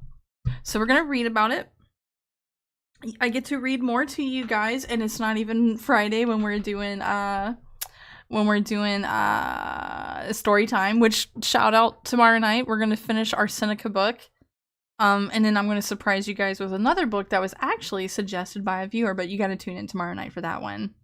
All right, so let's read this article that is, does the real element 115 have a connection with UFOs? And this is supposed to be what their fuel's made out of, okay? So we're going to read it, and then we're going to expand our minds on this and be skeptical and curious. Muscovium sounds like a type of alcohol. Yeah, Muscovium. Muscovium sounds like to me what like aliens would have called drugs in the 60s or something. Like that's what it sounds like. But yeah, it's called element 115, also called Muscovium. Let's go. After I take this sippy. Yummy, I love 7-Up. Alright. Element 117. That's like not the right number, excuse me. Element 115 is an enigma of sorts. It's only added to the blah blah blah blah blah. Sorry. It was only added to the periodic table in 2016. Yet for decades, it has attracted extra attention because of a supposed connection to the extraterrestrial technology and alien life forms. Intrigued? Before we answer whether there is a connection, let's find out what element 115 really is. So it goes on to say, What is element 115? Element 115, or Moscovium, is a man-made super heavy element that has 115 protons in its nucleus. Emailed Jacqueline Gates, a scientist with the heavy elements group in the nuclear science division for Berkeley Lab in California, whom we spoke with in 2020. Please forgive my shitty reading, guys. I'm just a girl. Let's see. As with all elements in the periodic table, the element's number corresponds to the number of protons in the nucleus of the element's atom. That is 23 more protons than the heaviest element that you can find in large quantities on Earth, uranium. Gates said that element 115 is an extremely rare element that's made one atom at a time in particle accelerators. It exists for just a fraction of a second before it decays into another element. It is special because it is a near predicted island of stability where some super heavy nuclei might have much longer lifetimes. Instead of living for less than a second, they can exist for minutes, days, or even years. This is long enough that we might be able to use them for practical applications, she said. How Moscovium was created. Element 115 was discovered in 2003 in Dubna, Russia, at the Florov Laboratory for Nuclear Reactions by a group of Russian scientists led by nuclear physicist Yuri Oganessian.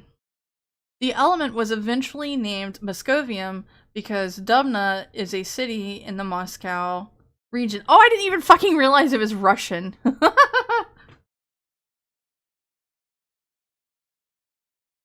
Art Bell's Mel's Hole is the craziest story you'll ever hear. Wow, I've had a couple of you mention Art Bell. I'm gonna have to make note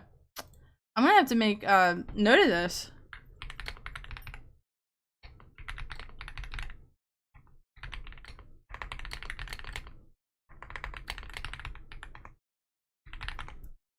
Alright. I think she'd really get into the UFO stories as well. What, does Art Bell do this as well?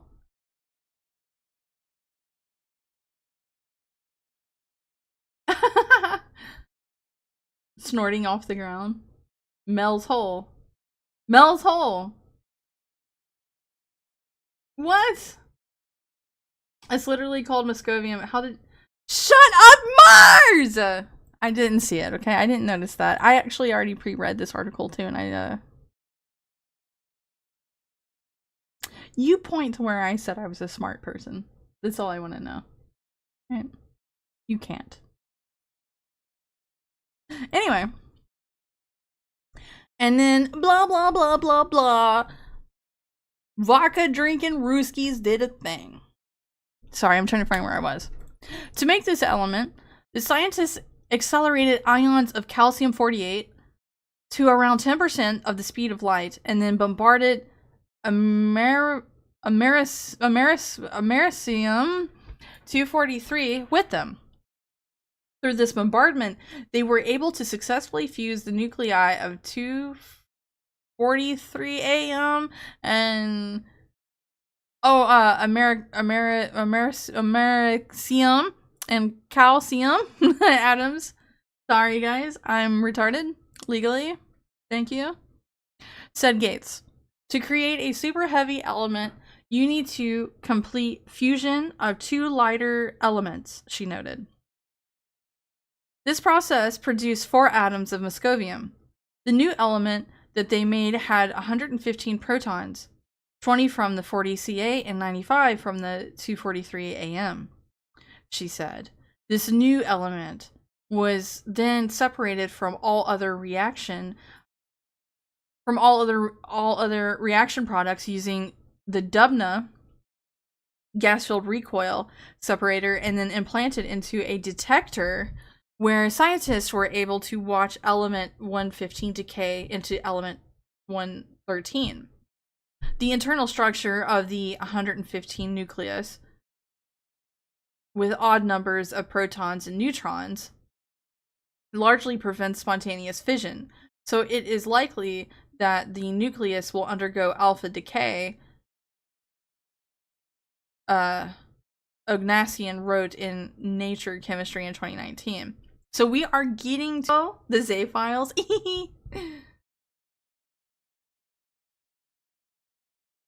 Moscovium is located below bismuth, atomic number 83, and between flerovium 114 and livermorium 116. I guess aliens standardized on Moscovium and never upgraded.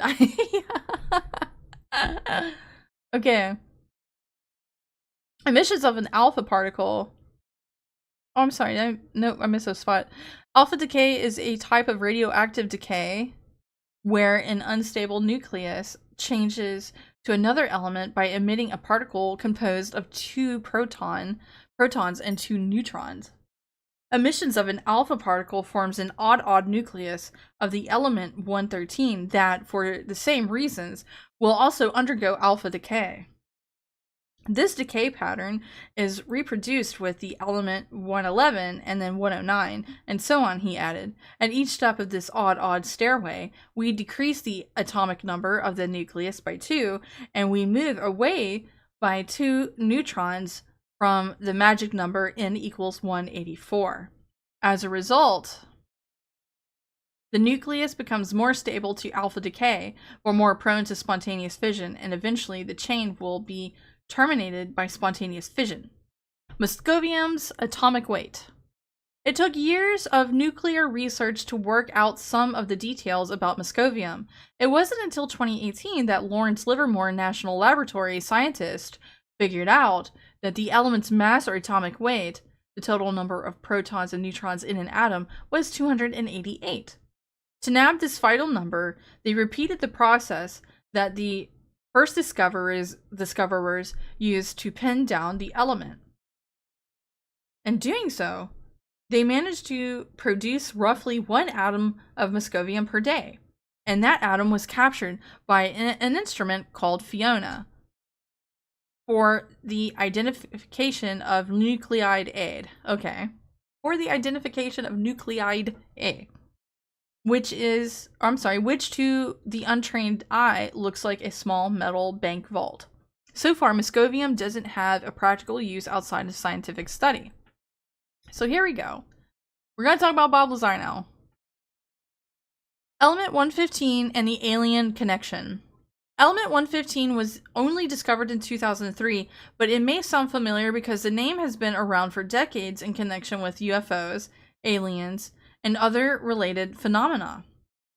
We're referring to the long-lived story of Robert Bob Scott Lazar, who in 1989 went public with what he said was top-secret information about element 115. Lazar claimed to the former employee at Area 51, the famous and highly classified area of the Nevada test and training range operated by the United States Air Force, where his job was to reverse engineer crushed alien flying saucers. He said that he personally worked with Element 115 and was used to pilot alien spacecraft. It is impossible to synthesize an element that heavy here on Earth. That substance has to come from a place where super heavy elements could have been produced naturally, Lazar said. Lazar said that he'd seen evidence of anti-gravity propulsion technologies in 9 alien spacecraft stored in a hangar at Area 51. Those spaceships ostensibly used some sort of propulsion system that harnessed the inherent power of gravity, and thus utilized the physical properties of element 115 to work their technology's wizardry. The government doesn't confirm the employment of anyone who's worked at Area 51, and as some sources have pointed out, the gist of his claims have never been thoroughly disproved. That is very true. So Bob Lazar does hang in this balance where he does say things, he knows what he's talking about, but no one's ever like denounced that he's worked at the government or anything like that. So that's why like he remains in this we'll call it an uncanny realm of being wrong or right, okay? Like he's never truly been disproven. You only had to call him a UFO hoaxer in the case of that you don't believe aliens can make it here. Similar to what we were talking about with Carl Sagan. So, again, remain skeptical and curious. Alright, let's see. This continues on with... Yet, there is still the fundamental science contradicting his claims. No, there is no connection between this discovery and the claims of Bob Lazar, said Gates. Presently, all the created atoms of element 115 have decayed way too fast to be used to fuel UFOs. So instead of the excitement about little green men and an incredible spacecraft, we're left with real, tangible, and equally thrilling science. For the people who are immersed in these advances on a daily basis, that's more than enough. After all, Moscovium is an amazing element. Gates said that it is a sign that we're pushing the boundaries of what we know about the universe. Element 115 is special in that we can make it easier than some lighter elements like element 112 or element 113. Typically, as we add more protons, it becomes harder to make a new element.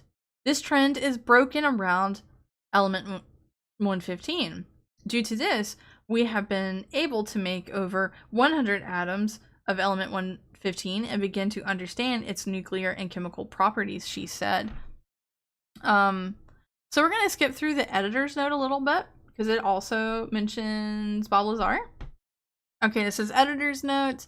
After this story was first published, we heard from Jeremy Kenyon Lockyer Corbell,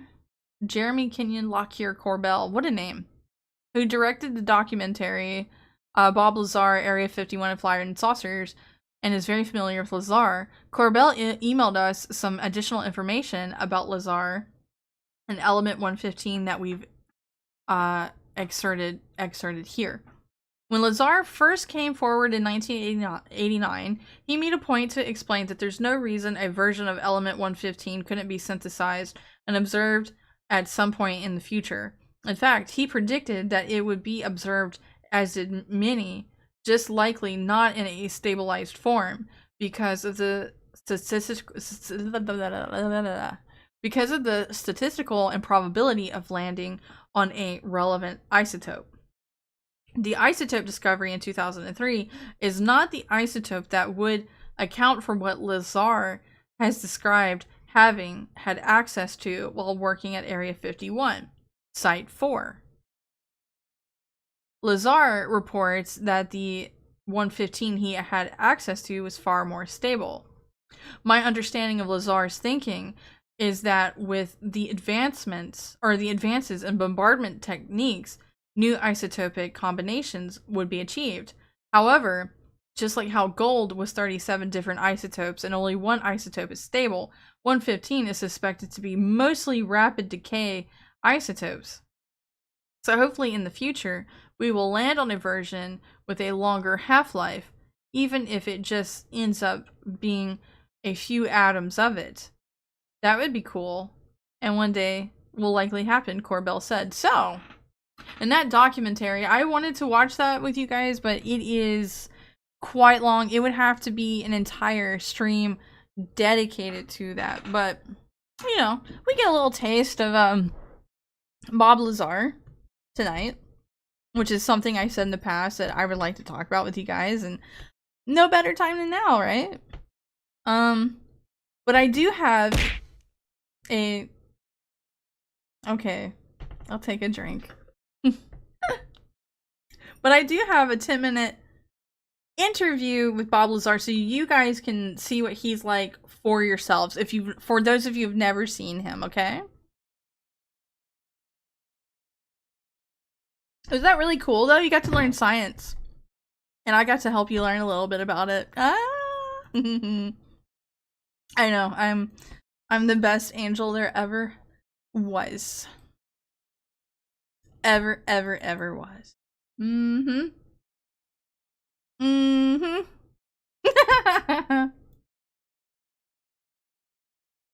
Okay.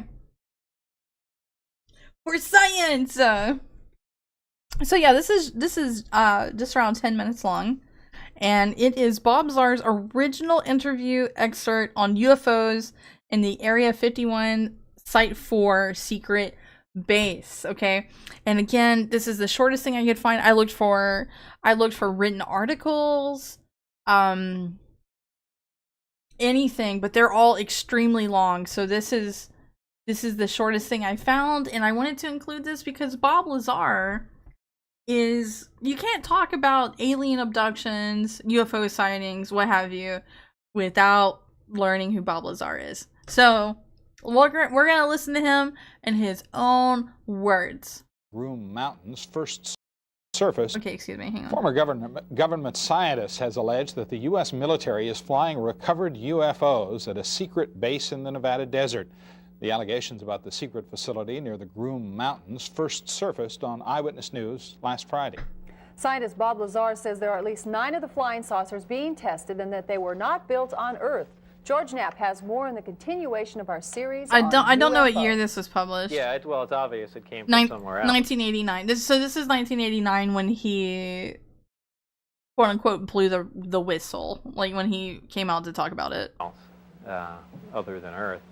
Scientist Bob Lazar is convinced that the technology he saw being tested at a secret base in the Nevada desert is of alien origin, and for Lazar, isn't that the poster I want to believe? Partially in the furniture. One of the 9 flying discs he says he saw at the base, which was designated S4, looks exactly like this UFO photographed in Europe. Lazar called it the sport model. I gave everything simple names. There's the top hat one. I did not pre-watch this before stream, so this is gonna be new for me too. You're gonna get like my first actual reactions to this. You know, the Jello mold and the sport model, operated, without any hitches at all. I mean, it looked. I personally don't fully believe Bob Lazar, even though he is a very smart man. If I know what a new flying saucer looks like. One of them looked like it was hit with some sort of projectile. It had a large hole in the bottom and a large hole in the top with the metal bent out, like some sort of, yes, large Lana. caliber. Together. 4 or 5 inch projectile had gone through it. Even before he saw the sport model operate, Lazar says, he suspected that the ship came from somewhere else. The realization slapped him in the face the first time he glimpsed the inside of the disc. I got to look inside, and it had really small chairs, and I think that was the first confirmation I had. That was just a shocking thing, because every time before that I was able to label it, well, this is just a little advance that a group of scientists had formed, and they're keeping it secret, and yeah, we could have built a big disc like that, that's no problem, and we could have adapted these to make it fly, but why does it have little furniture inside, essentially little seats, and things began to click together just all too fast. A few of the discs had been completely dismantled to find out how they worked, Lazar says, but others were fully operational. A Japanese TV network created this animated version of Lazar's story after his first interview with us aired Japan! in May. Lazar says the dramatization is similar to a test flight he witnessed. The bottom of it glowed blue and began to hiss like high voltage does on a round sphere. It's my impression that the reason that they're round and have no sharp edges is to contain the high voltage. Like if you've seen on high voltage systems, insulators, things are round or else you get a corona discharge. In either case, it began to hiss as in high voltage, and it lifted off the ground quietly, except with that little hiss in the background, and then that stopped as soon as it reached about 20, 30 feet. Lazar says the test of the sport model was a short one, that it made only a few moves before setting back down. He didn't see who was actually flying the craft, but was very impressed nonetheless. Well, there's no action-reaction system to it. There's no, like, an eject. So when he talks in full about it, like, he has government handlers that supposedly kept him from seeing things. outside of what he was tasked to come take care of. So, again, this is an excerpt from the original interview, and I know a lot of things that he's said over the years. He is actually like quite knowledgeable on stuff, and people think that he's actually just well, I've heard a lot of people say that they don't think that he actually went to college, or he's college educated, like he's self-educated. He's not qualified to even speak on the things that he does. There's a lot of mystery around him, but he's been pretty consistent for like 30 plus years. So there's that as well that to take into account. Let's keep it playing. Engine, exhaust gas being thrown out, no propeller, no noise. It's just, for all intents and purposes, magic. To Lazar's knowledge, the flying discs are not being used for, say, any flights to Jupiter. He says excessive caution and intense secrecy contributed to the plodding pace of the program and were a main source of his disenchantment. It's just unfair, outright, not to put it in the hands of the overall scientific community. There are people that are much more capable of dealing with this information, and by this time would have gotten a lot further along than this select small group of people working out in the middle of the desert. They don't even have the facilities really to completely analyze what they're dealing with. Well, he was being quiet, and if he kept me abreast of anything, he kept me abreast of the security checks. They'd randomly drop by his house. They threatened his wife. They threatened his wife's life. They had done all that, so we really didn't converse. I mean, he really was adhering to the program. Gene Huff is a Las Vegas real estate appraiser, a regular guy Yeah, who's who this just fucking happens guy? to have a friend in the flying saucer business. He learned about Lazar's S4 experience. Hello, T-Stank. So, before we go into like who this guy is, I want to say that like there's just so much that I just don't believe that Bob Lazar says. I can't like reiterate that enough. I just don't. What do you guys think? Do you believe Bob Lazar? Do you guys know who he is? For those of you who do know who he is, do you believe him? Do you know his full story? I'm gonna keep it playing. Let's find out who this guy is. Experiences only after a long period. Lazar is anxious for people to know that he didn't just run right out and spill the secrets of the universe, and that some things are properly kept confidential. I did not believe that this should be Oh, I didn't mean to cut it off Some there. I of was it, messing with sure. YouTube Studio. But just the concept that there's definite proof, and we even have articles from another world, another system. You just can't not tell everyone.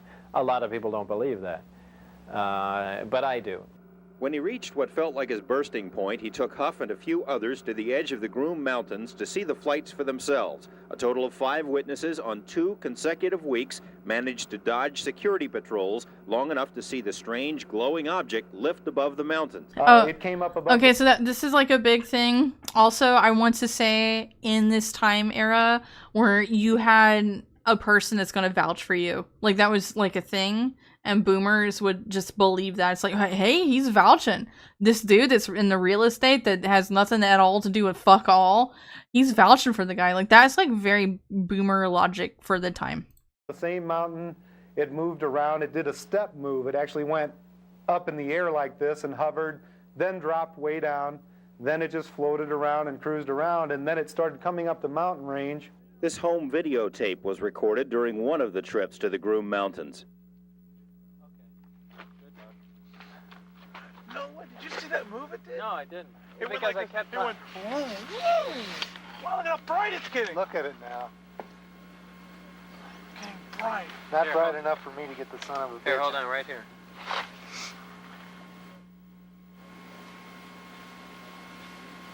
Are you there? No.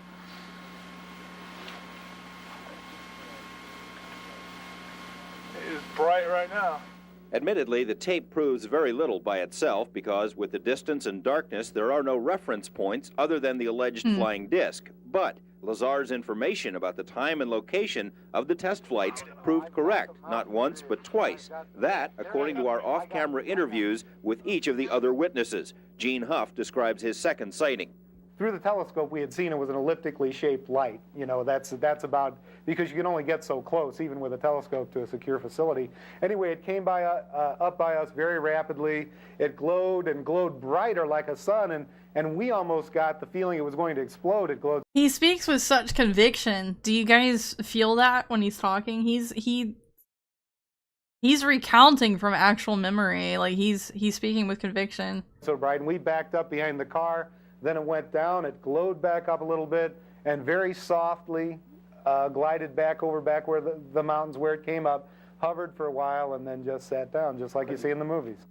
Bob Lazar isn't the only person to claim inside knowledge of the flying discs at the test site. So let's entertain for a second. Like this is like true and real. If this is the case, why are we using drones in the modern day when we had something that ran on like a whole different element or what have you? I don't understand. I don't get it.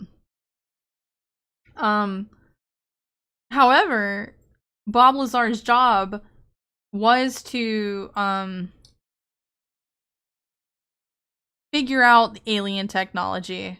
Like, why did they choose him? Why was it a controlled group of people instead of like other scientists or engineers, right? There is that. Like, why him? You know? He's just the only person to say so publicly. Also, if it was so fucking cool, why did he blow the whistle on it and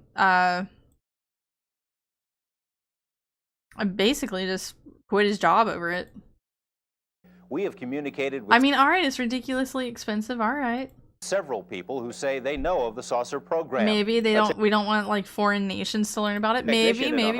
Okay. Told us it These is are all good. These are very good reasons. Yeah. common knowledge among those with high security clearances that recovered alien discs are stored at the Nevada test site.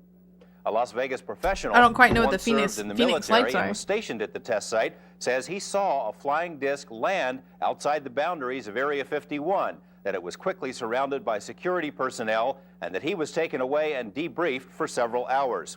A man who once worked at Groom Lake as a technician, at our request, wrote this letter explaining how he inadvertently walked into the wrong hangar and saw what appeared to be a large metallic disc under a tarp. It was being examined by men in lab coats. And an airman who worked at this is Nellis Bob at a Lazar's radar story. installation says he and his fellow servicemen watched over a period of 5 nights unusual objects flying over the Groom Mountains. He says the radar images indicate the objects zoomed into range at speeds of 7,000 miles per hour and then would stop on a dime, and that nothing we have is capable of doing that. The airman says that when word of his sighting got out, he was ordered to turn off his radar sensors for that area and told to keep quiet about the matter because it did not happen.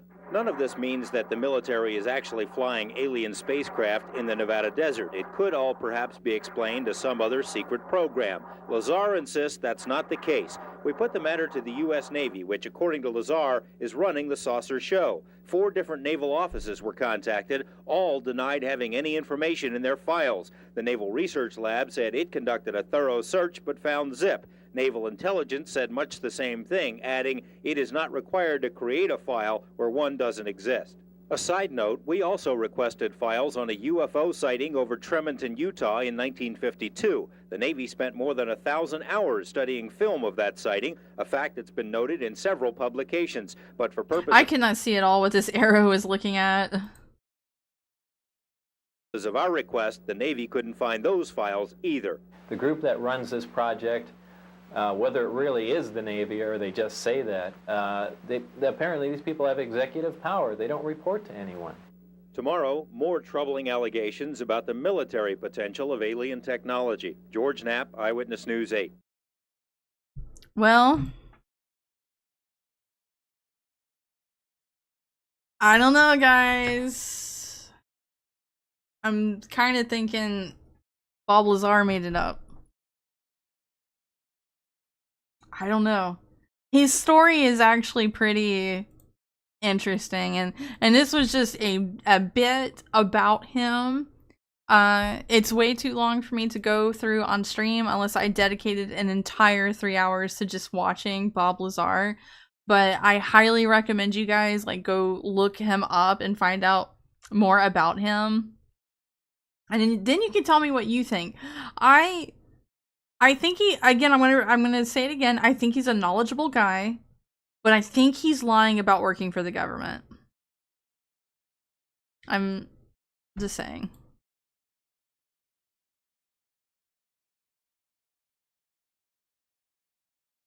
I don't know.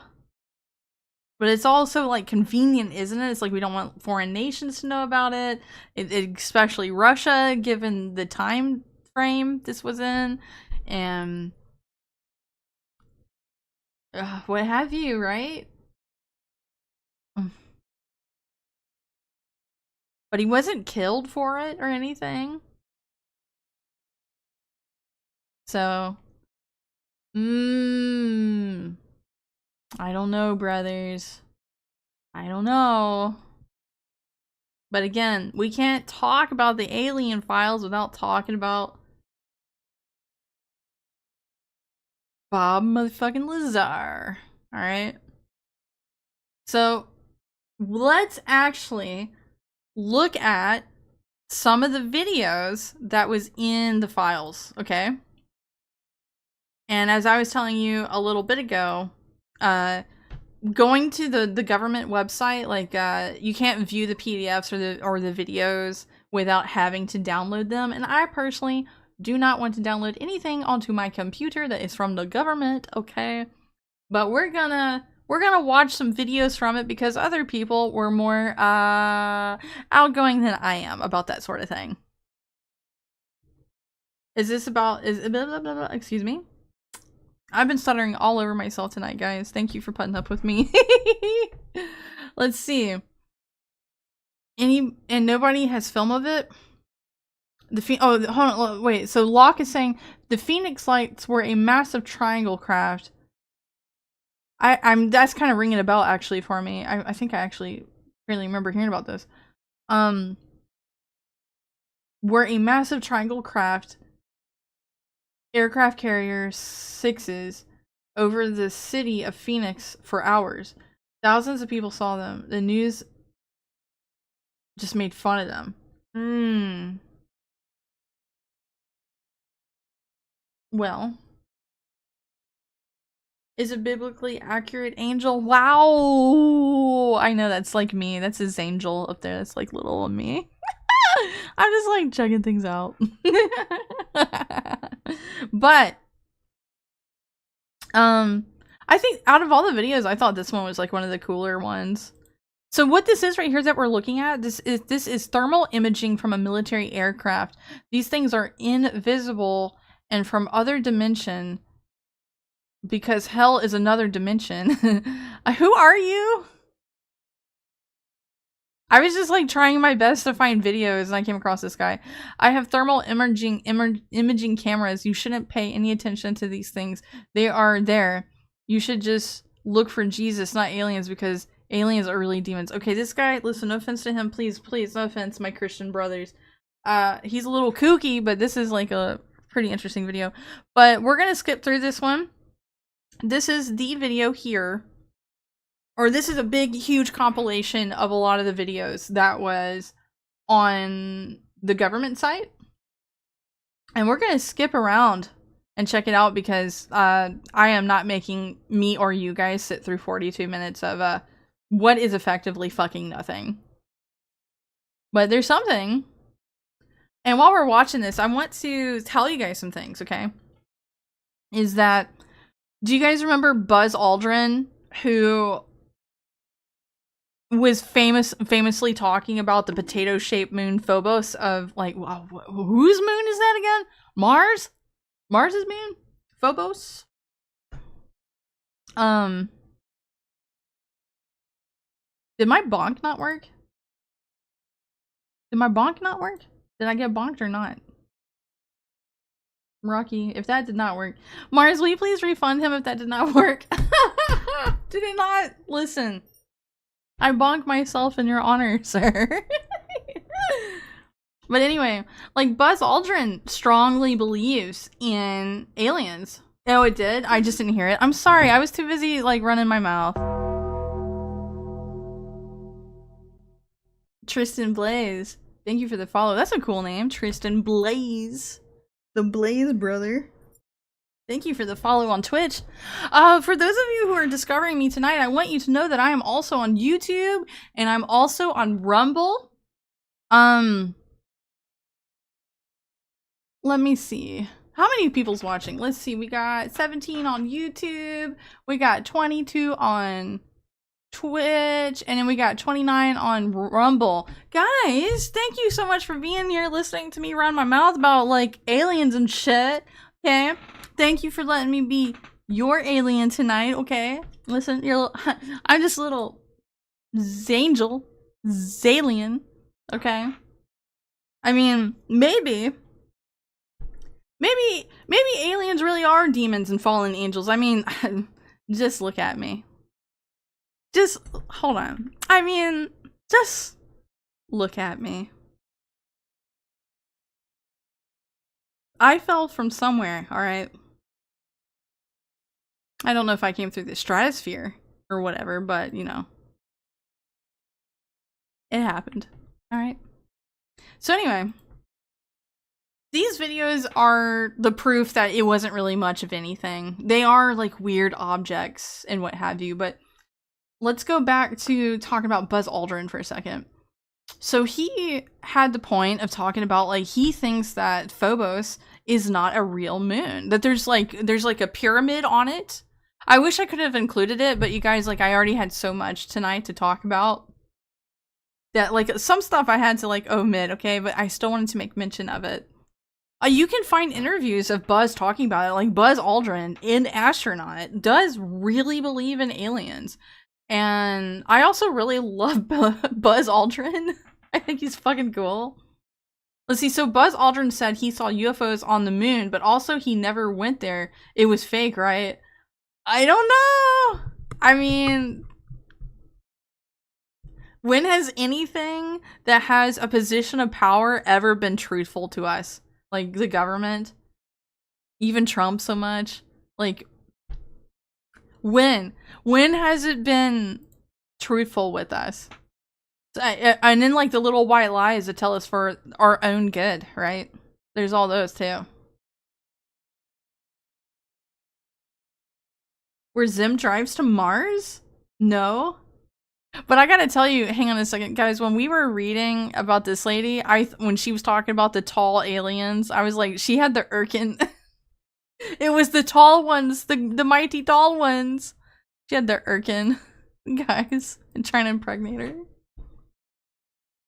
Oh, Buzz Aldrin did say the moon landings were fake, but apparently he was joking. Like, who knows anymore? Who fucking knows?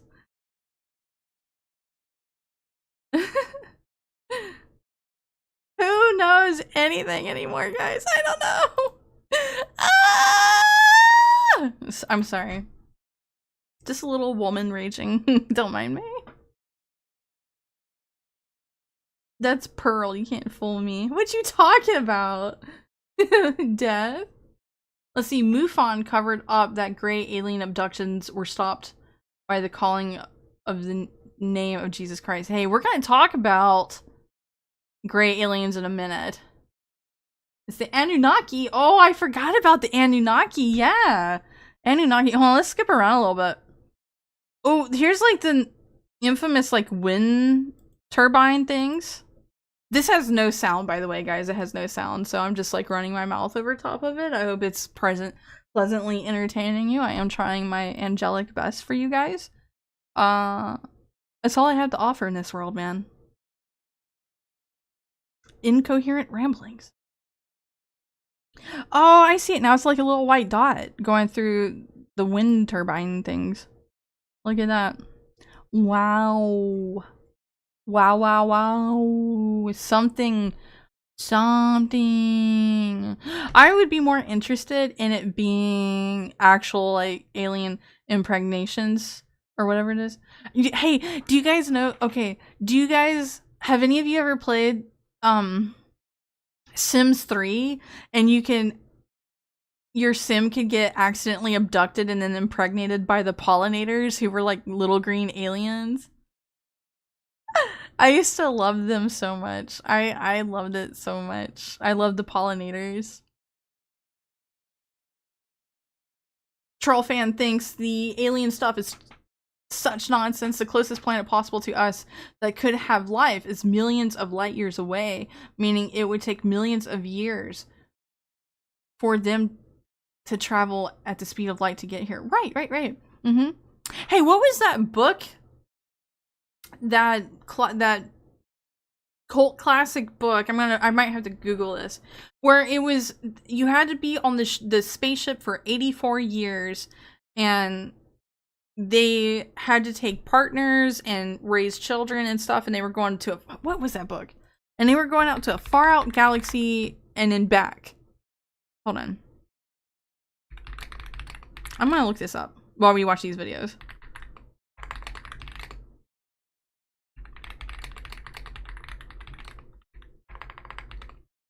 For 84 years, I think.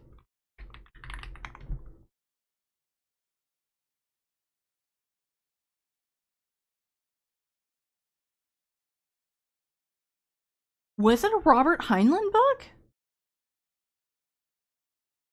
I love Heinlein, but I don't think it was him. Nonstop by Brian Aldiss? Oh, I don't think so. I might be like conflating it. I might be kind of conflating two books here.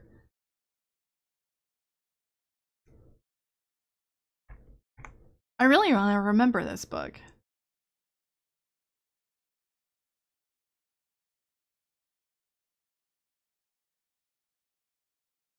Maybe it was Nonstop by...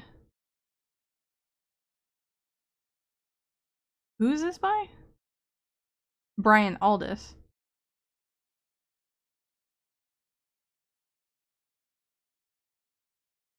No, I am conflating two books. No, I am conflating Nonstop by Brian Aldiss, which is a book I read in high school, where they forget that they're living on a spaceship and that is their entire world.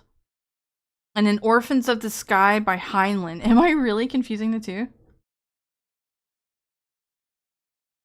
I'm like really bad of conflating things, guys, I'll admit it. The one that I'm thinking of is like, they had to like raise their children and stuff and teach them not to be incestuous, because by the time they would arrive back to Earth, they would all be related.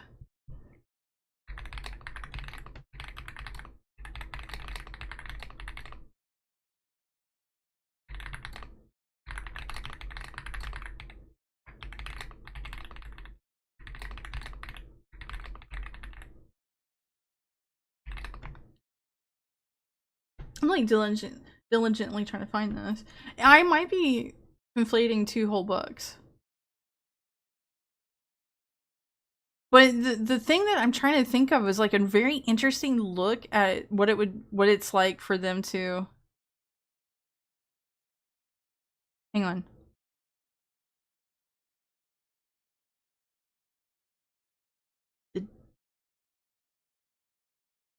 The Dark Beyond the Stars. No. I am probably thinking of a fucking Robert Heinlein book, guys. I'm sorry. I'm sorry. But like, oh, here's that video. Middle East 2013. Wow. I didn't catch that before. But, Orphans of the Sky was a really hard sci-fi for the time. It was written in the 1930s, I think. Yes. I don't have any first edition Robert Heinlein books, but I do have a few of his books. I also have some Asimov books. I think Asimov is almost as good as Tolkien, and I said it. I said it. I said it. I said it. I said it. Although, like, I haven't necessarily read a lot of Asimov's books, but him and Heinlein are, like, really fucking cool. So, the spaceship of Andy and Lele. Yeah, I think I'm conflating a couple different books, but I just remember that they were about the psychology, really, like a look at the psychology of like living on a spaceship for all of your life. And what made me think of that was talking about aliens coming here and what that, if you entertain that, like what that could really be like, you know. Oh, I'm getting rated by Coast on Rumble. Welcome in, Raiders. Welcome in, Coast. Yay, Coasty. Yo, we're just watching alien nonsense. Welcome in. Welcome in. We're just doing little LMAO thingies, okay? Mm-hmm. What were you streaming, Coast? Was it NASCAR related? Here, cheers, brother. Taking a drink of some 7-Up. Mm-hmm. Meowdy, man. Thank you for the raid, Coast. What were you streaming? Tell me the things.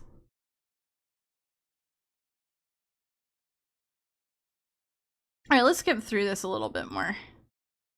My apologies for like conflating those books and not remembering it. I mean, I was probably remembering a whole bunch of shit. It all just runs together for me, guys.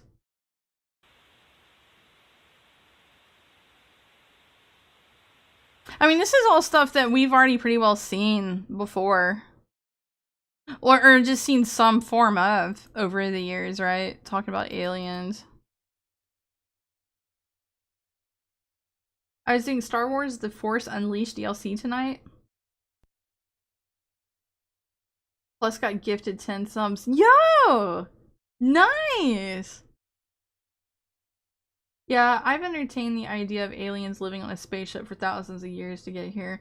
I mean, one thing that's like really fascinating is that whenever we try to imagine what aliens could be like, we really only know ourselves, the animal kingdom, nature, just what Earth has to offer, and maybe to a slight extent, Mars. Because we now have things of our creation on Mars. Well, also on Europa, too. Don't we on Europa? Something like that. Like, we really only know the fullest, like, just the extent of who we are, and we project that onto aliens. On what they could be like. And so when you try your best to think outside of that box, for example, I've seen some scientists theorize that there might be creatures that live in the upper sky level of Venus, because Venus is not inhabitable. And it's like theories that some of these clouds might be some sort of like creature that lives there. Harebrained theories, but you know, nevertheless, like it's good to have people trying to think and to figure things out. And in my personal opinion, it's very interesting to try to imagine things above and beyond what the human existence can really experience, you know. When you push that envelope, what's really past that, you know? So, I don't know. We're going to talk about that a little bit more later.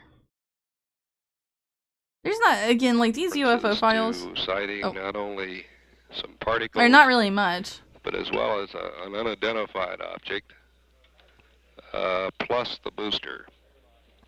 Here's that tape. We'll play it for you now. Gemini 7 here, Houston 98. Loud and clear. 7, go ahead. Bogey at 10 o'clock high.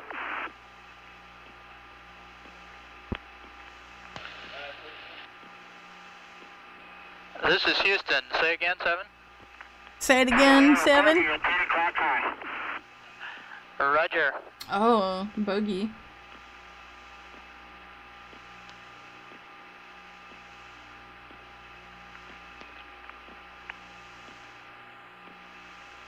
Gemini 7, is that the booster or is that an actual sighting? What? Say again, 7. We have several, looks like the 3 up here, actual sighting. Actual sighting? Okay.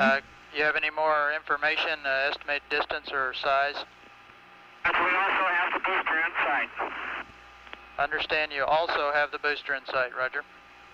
And we have very, very many, looks like hundreds of little particles going by from left out about 3 to 4 miles.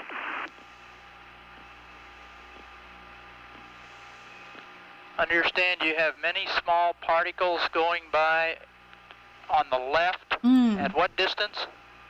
Alright, looks like perhaps a vehicle that's disintegrated. Roger, understand they're about 3 to 4 miles away. So I will say, like, space debris and shit like that is also really common. I think they report this often enough on the space station, seeing space debris, which space debris is pretty interesting in and of itself. Like, this counts as, like, unidentified objects in the sky. And with space debris, I can't help but wonder, is this, like, crazy-ass Russian experiments, like that cosmonaut that they left to die? Shit like that they've done? Is this just, like, their trash? Is this, like, some bullshit the Chinese have thrown up in the atmosphere, or what, right? But those unidentified space debris, like, if you ever check some of them out, I don't have any present tonight, but if you ever check them out, like, they're like sheets of metal and stuff like that. Like, it's very weird. Very weird. They're past now, they're going to pull her open. Roger, and understand they were about 3 to 4 miles away. Traffic cleared, line. No further. Yeah, the dog they sent up there too.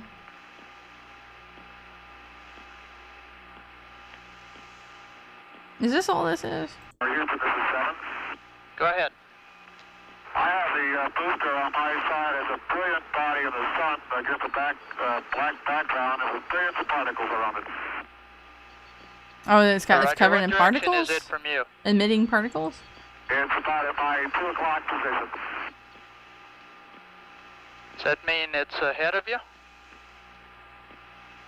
It's ahead of us, 2 o'clock, slowly tumbling. Roger. Roger that, 10-4, good buddy. Mm-hmm.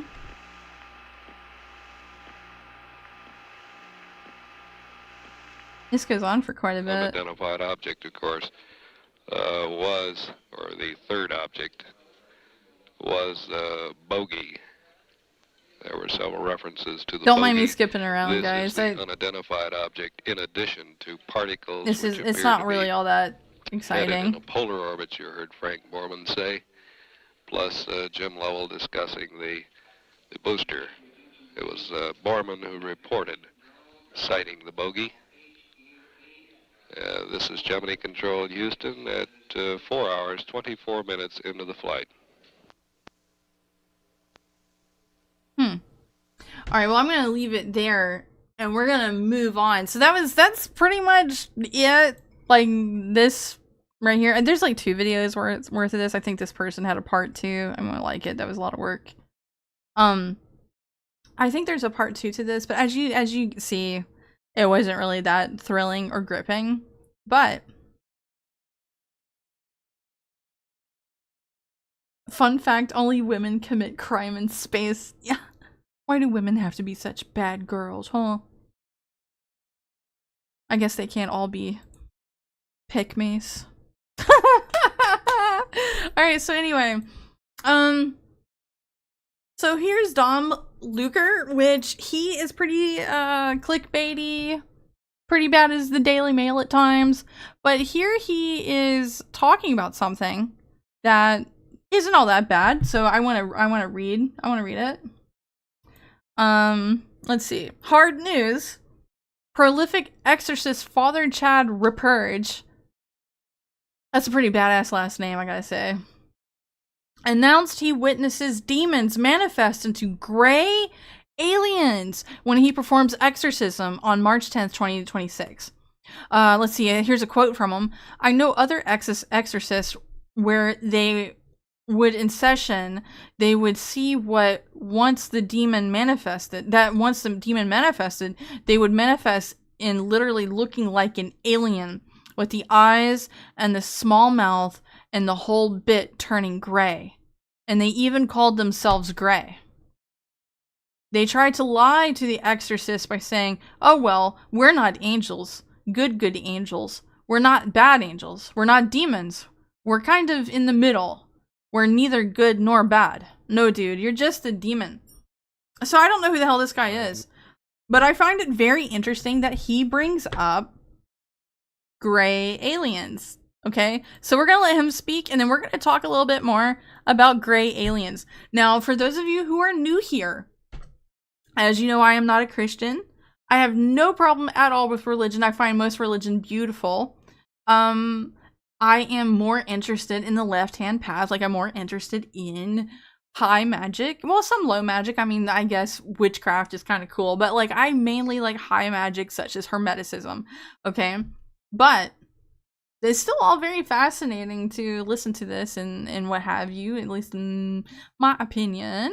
But we're going to listen to what he has to say, and then we're going to talk a little bit more about gray aliens, because I have something, some of you probably already know it, a lot of you probably don't, but we're going to talk about where the idea of gray aliens came from.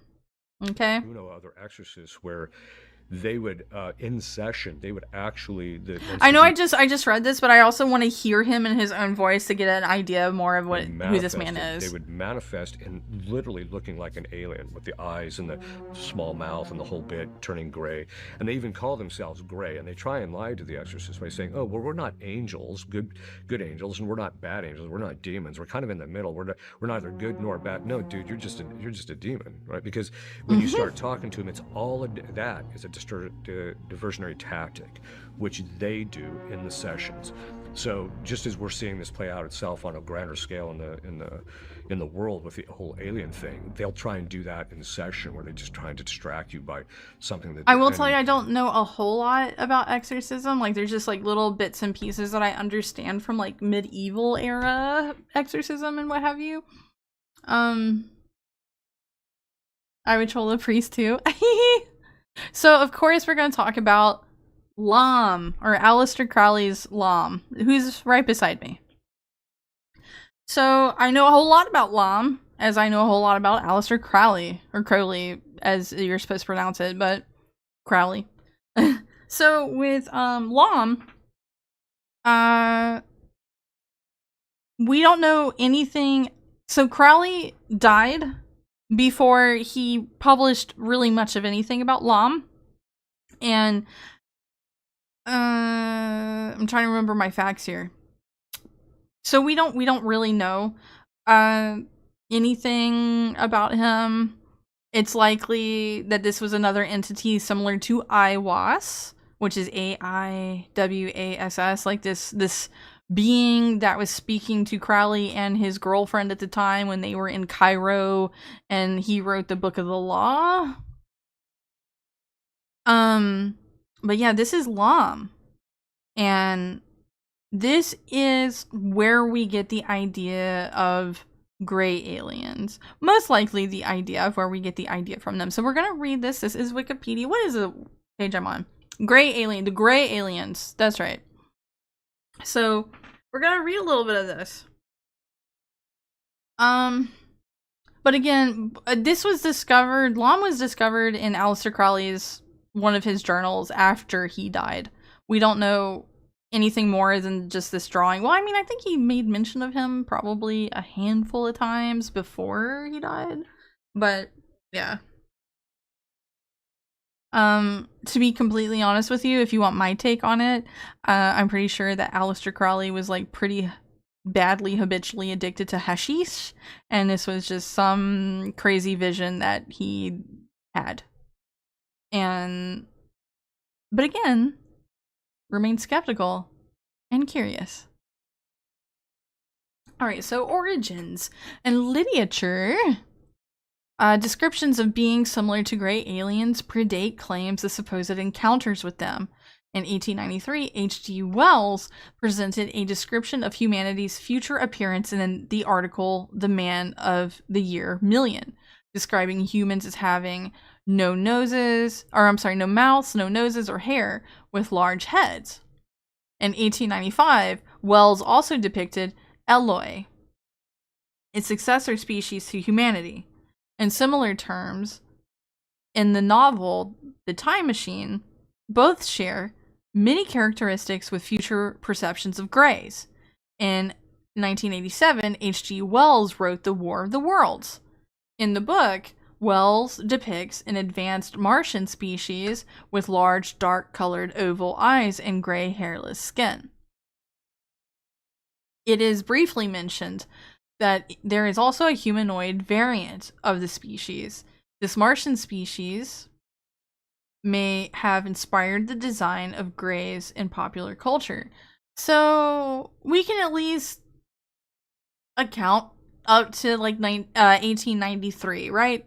So as early as 1917, Aleister Crowley described a meeting. Oh, that's right. It was in his journal. And then there was a drawing of him. Okay, it's all coming back to me now. Described a meeting with a preternatural entity named Lam that was similar in appearance to a modern gray. Crowley claimed to have contacted Lam through a process called Amalantra workings. Please bear in mind, no matter what you think about the occult or what have you, please bear in mind this man was a drug addict. So there's that. Let's see. Crowley claimed to have contacted Lam through, the Amalantra workings, which he believed allowed humans to contact beings from outer space and across dimensions. Other occultists and UFOologists, many of whom have retroactively linked Lam to later gray encounters, have since described their own visitations from him, with one describing the being as cold, computer-like intelligence and utterly beyond human comprehension. So one thing that I've noticed about people who claim to be abducted and all that, they tend to also have quite the delusional foot planted in the occult and not really in reality. So I want to explain something that whenever you get into high magic, or if you do get into low magic, high magic being, for example, Hermeticism, low magic, for example, being like Wicca, I guess, witchcraft in general. A lot of stuff is meant for you to build up who you are in the inside, not have weird stuff like even what Crowley is doing here. So I'm just throwing that out there. There is a fine line between just bettering your own consciousness and also falling victim to insane delusions.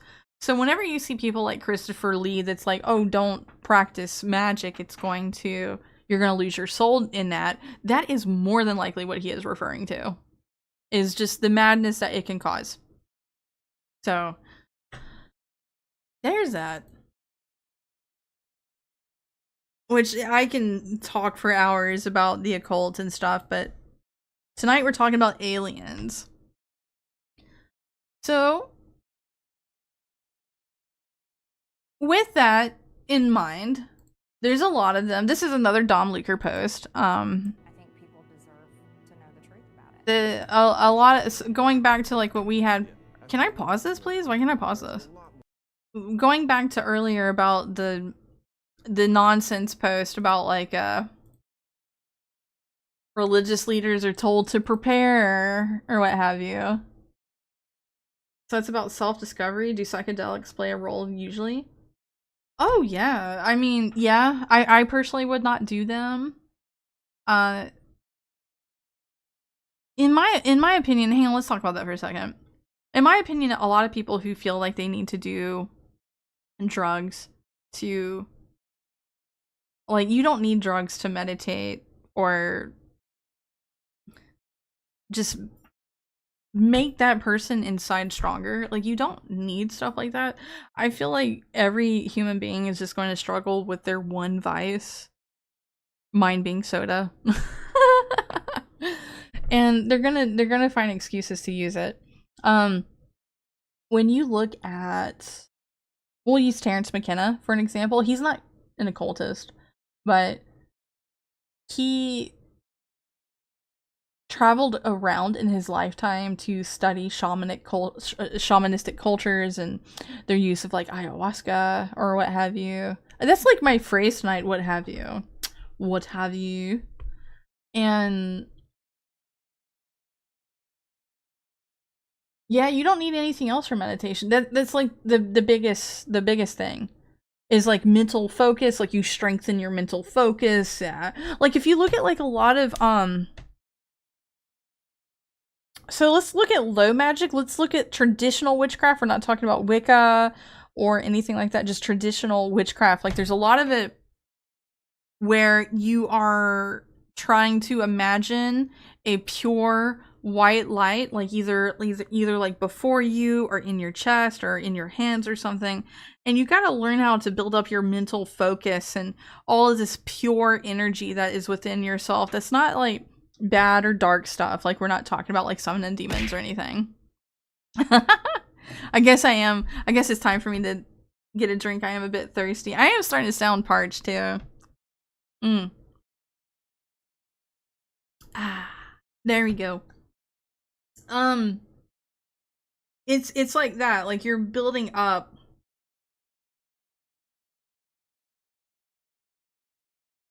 Oh, Tristan, I'm very sorry about the whole weight thing. I do have some bad actors that do try to troll my chat from time to time, so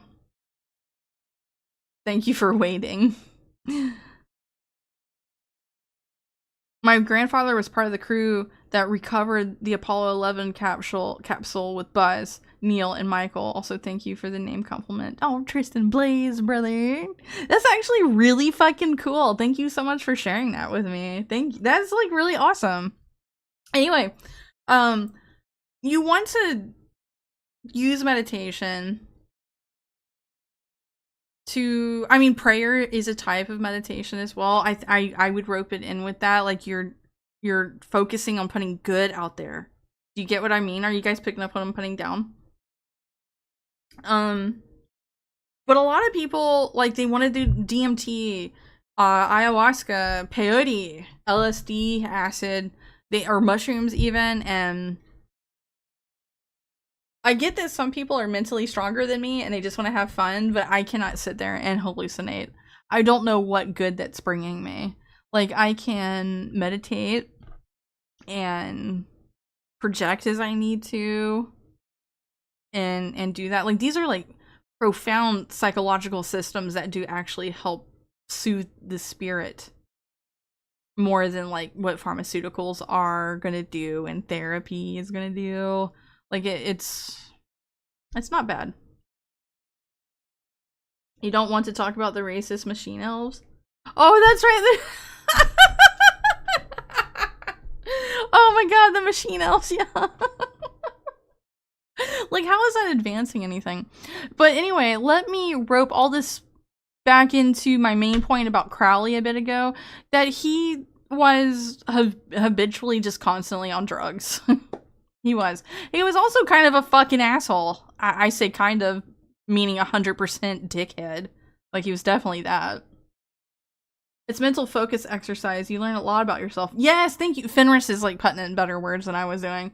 It is. And the world around you along the way. No religion can substitute that. No, and religions, I don't think Islam does this, now that I think about it, but most religions do incorporate a form of this. Like with Christianity, it's definitely prayer, right? So let's say like I wanted to do something for myself, like there's something I need to do for myself. I will actually spend time just meditating on it and like focusing on bringing everything that I need to the forefront of my mind, while listening to all the negative thoughts and seeing how they work and things and getting a hold of that. So whenever you hear the phrase, the way out is through, or the answer is within you, that is definitely how you find that answer. There you go. And let me tell you guys this, okay? I don't really talk about the occult enough and explain to you guys like the little bits that I actually know. But imagine this, like people, like why is there high magic and low magic? Because low magic is witchcraft. Low magic means you're working with the earth. And high magic means you're working basically with a higher plane of mind. Eleni, thank you so much for the follow on Twitch. So back in the day, back in the medieval times, high magic was really reserved for the more privileged, the richer people, because you actually knew how to read. And so you would read these things and learn all that stuff, like talking about hermeticism or even like all that. Okay. But low magic, working with the earth and doing witchcraft, was mainly for the poor people. I'm not saying it's a poor person, it's the poor white man's version of anything. I'm just saying like it was relegated more to peasants and farmers.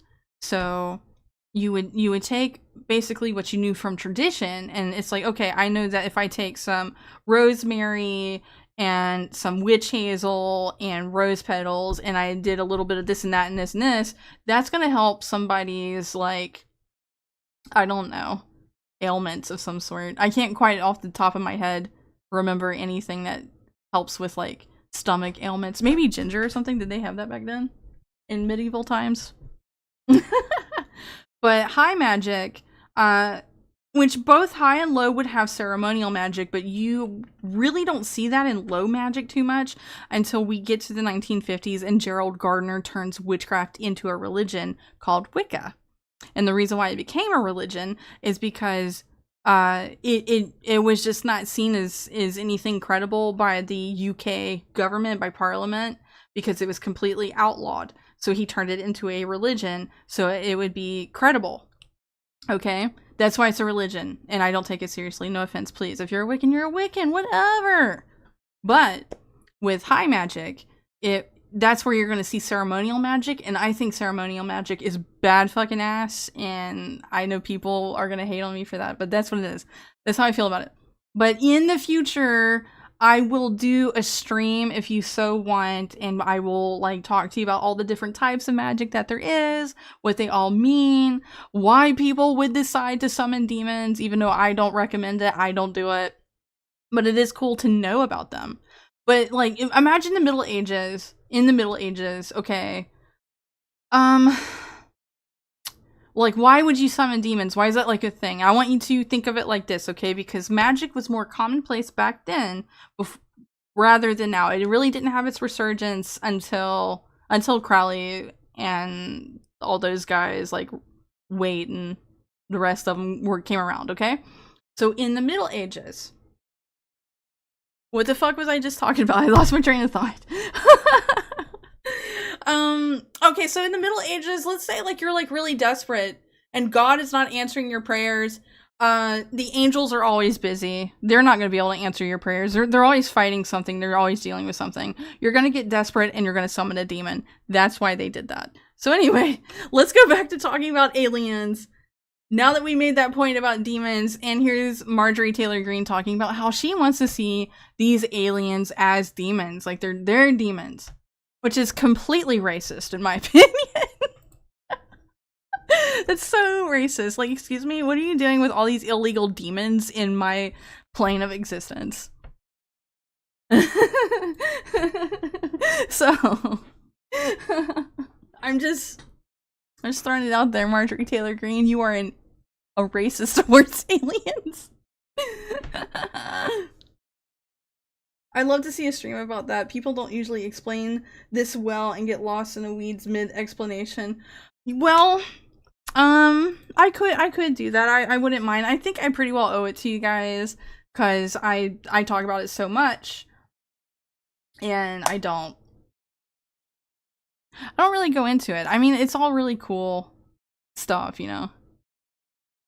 And I have a lot of Christians that watch me too, and it's like, I'm not trying to, like, if you guys could only understand how above this shit I am, I just find it absolutely fascinating. I do. And I have for all of my life. I'm just saying. Fractal high magic worked. What? High magic? Crowley was a bullshitter? I agree with that. Now, he did I'm gonna say something really controversial, and if there were other occultists here, because there's a lot of Crowley dick riders, I'm sorry. I'm gonna say something controversial. He took ideas from other systems and just made them his own thing. I think the only actual good thing that he did was that he got pissed off at the Golden Dawn because it was all centralized, and whenever they were shutting down, they were going to burn all those books, and so he took them and published them himself, which was a whole lot of fucking drama. But he created a system that he wanted to be decentralized, which I think is Thelema. I don't think it's AA. I think it is straight up just Thelema itself. And that's like the only good thing that he did. In my opinion. Otherwise, like, he was an asshole to people that knew him. He was notable for, like, doing the supposedly all 30 levels of heaven, through the Enochian system by John Dee. Okay, so all the things that he's notable for outside of his own systems that he created is what he did, like his documentation of like attempting to do the Abramelin. Oh fuck, what is that called again? What is the ritual of Abramelin the Mage? That one? I can't remember it.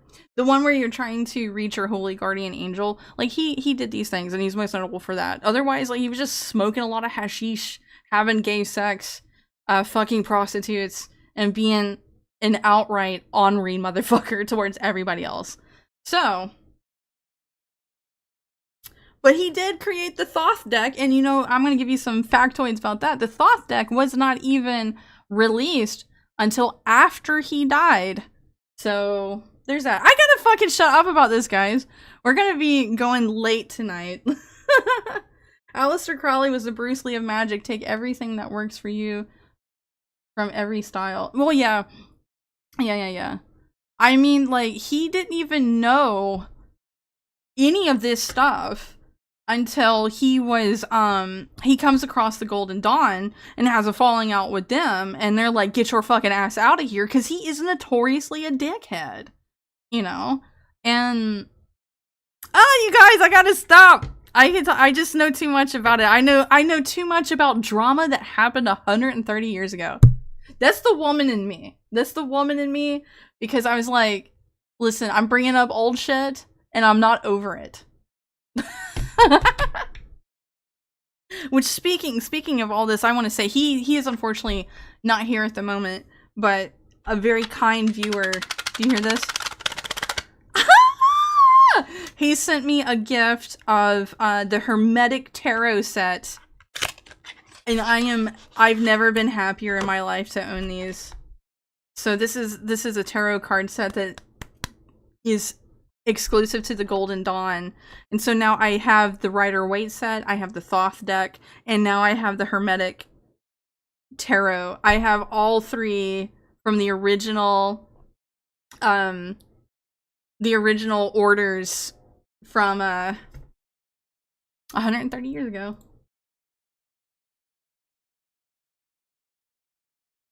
Alright, I'm gonna shut the fuck up and we're gonna keep going. Because I got a couple more things to get through, and then we're gonna wrap up stream. Just a couple more. So anyway, Marjorie Taylor Greene wants to call them demons, and you know what? That, above all, is completely her prerogative, and that's fine.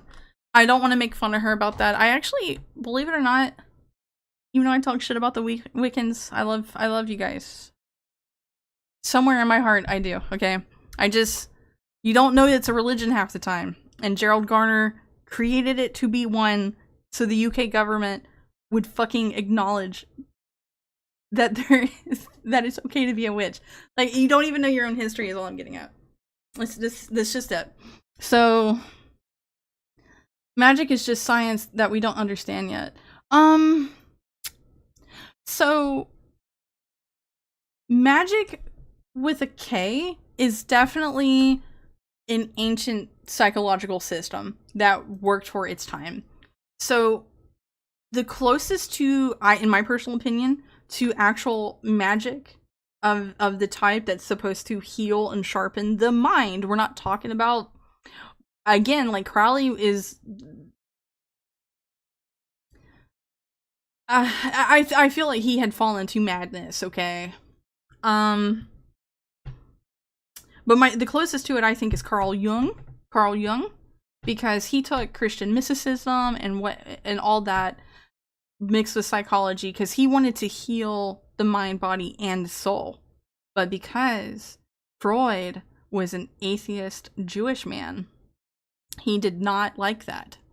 So Carl Jung was discredited for all this. So when it comes to healing the spirit, that is for some reason bad. It's almost as bad as caring about men's mental health and their rights. I'm not fucking with you guys. It is almost horribly the same.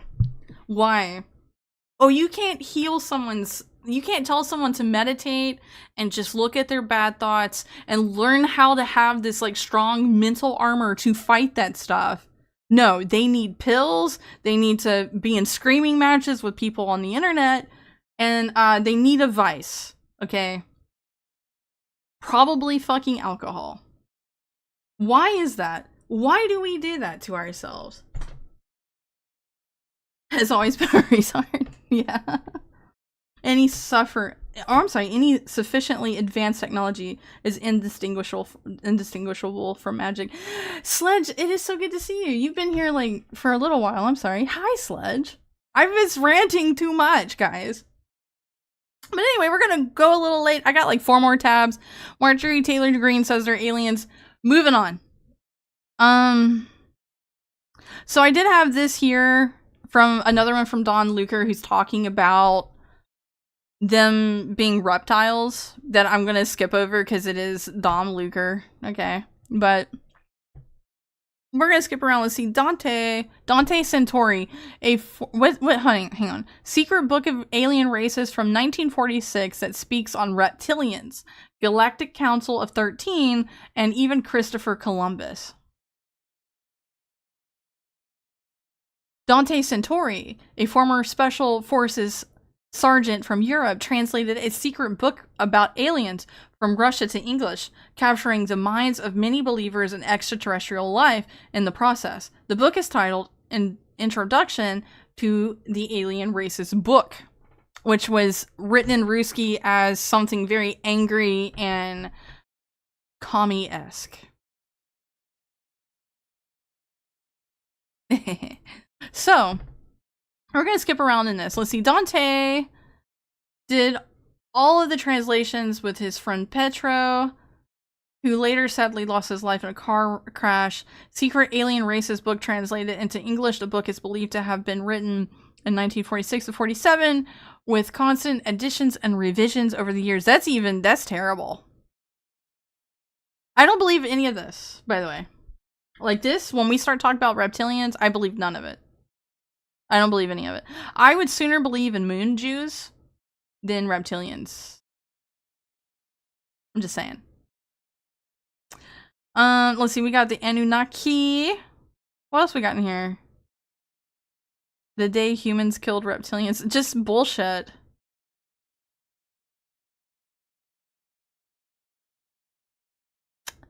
Let's skip around a little bit more. They started to translate it and found it interesting with some of the information being sensitive, or at least it was sensitive at the time it was written, while going through the old 51, I guess.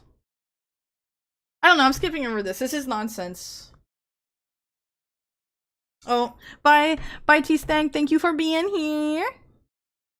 I want to believe reptilians are real so I can fuck them. Oh, Sledge, you would.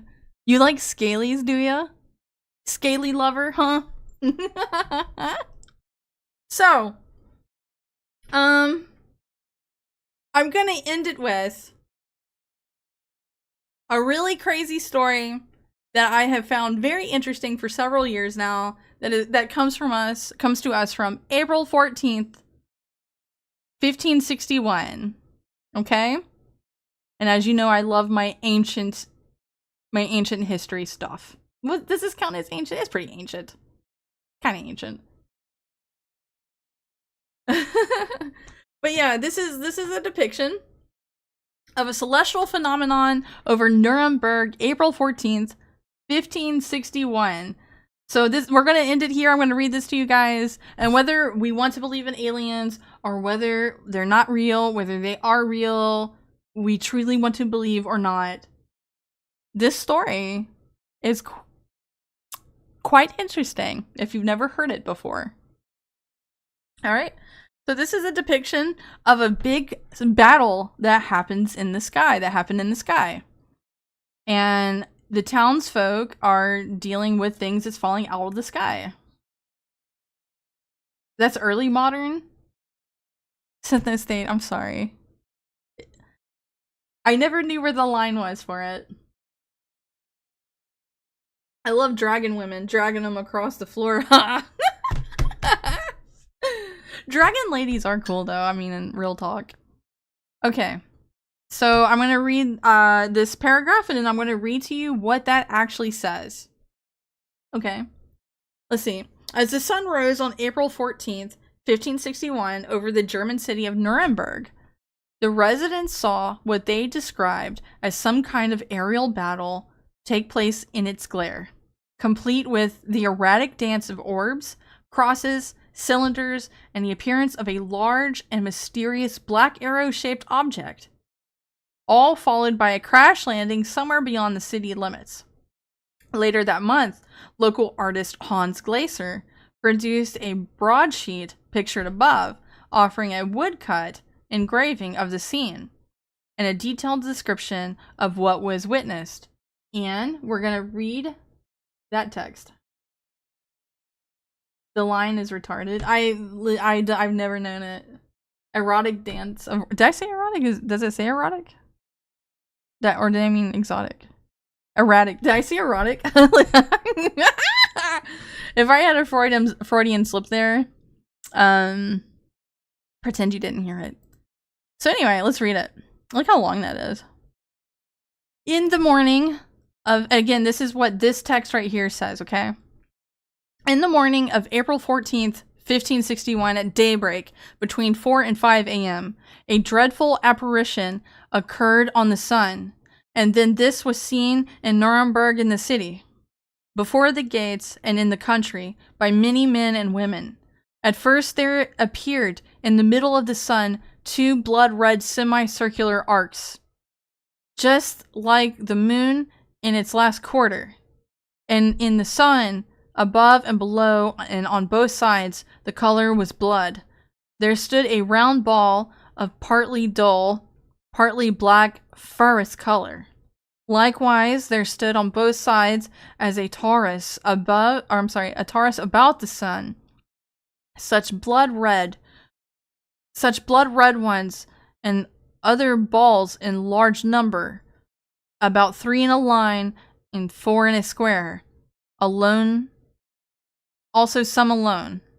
In between these globes, there were visible a few blood-red crosses, between which there were blood-red strips, becoming thicker to the rear, and in the front malleable like the rods of reed grass, which were intermingled. Among them 2 big rods, one on the right, the other to the left, and within the small and big rods there were 3. Also 4 or more globes.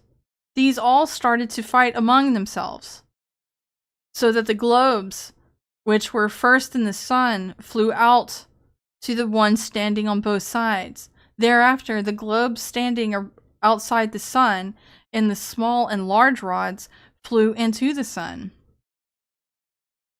Besides, the globes flew back and forth among themselves and fought vehemently with each other for over an hour, and when the conflict in and again out of the sun was most intense, they became fatigued to such an extent that they all, as said above, fell from the sun down upon the earth, as if they all burned, and then they wasted away on the earth with immense smoke.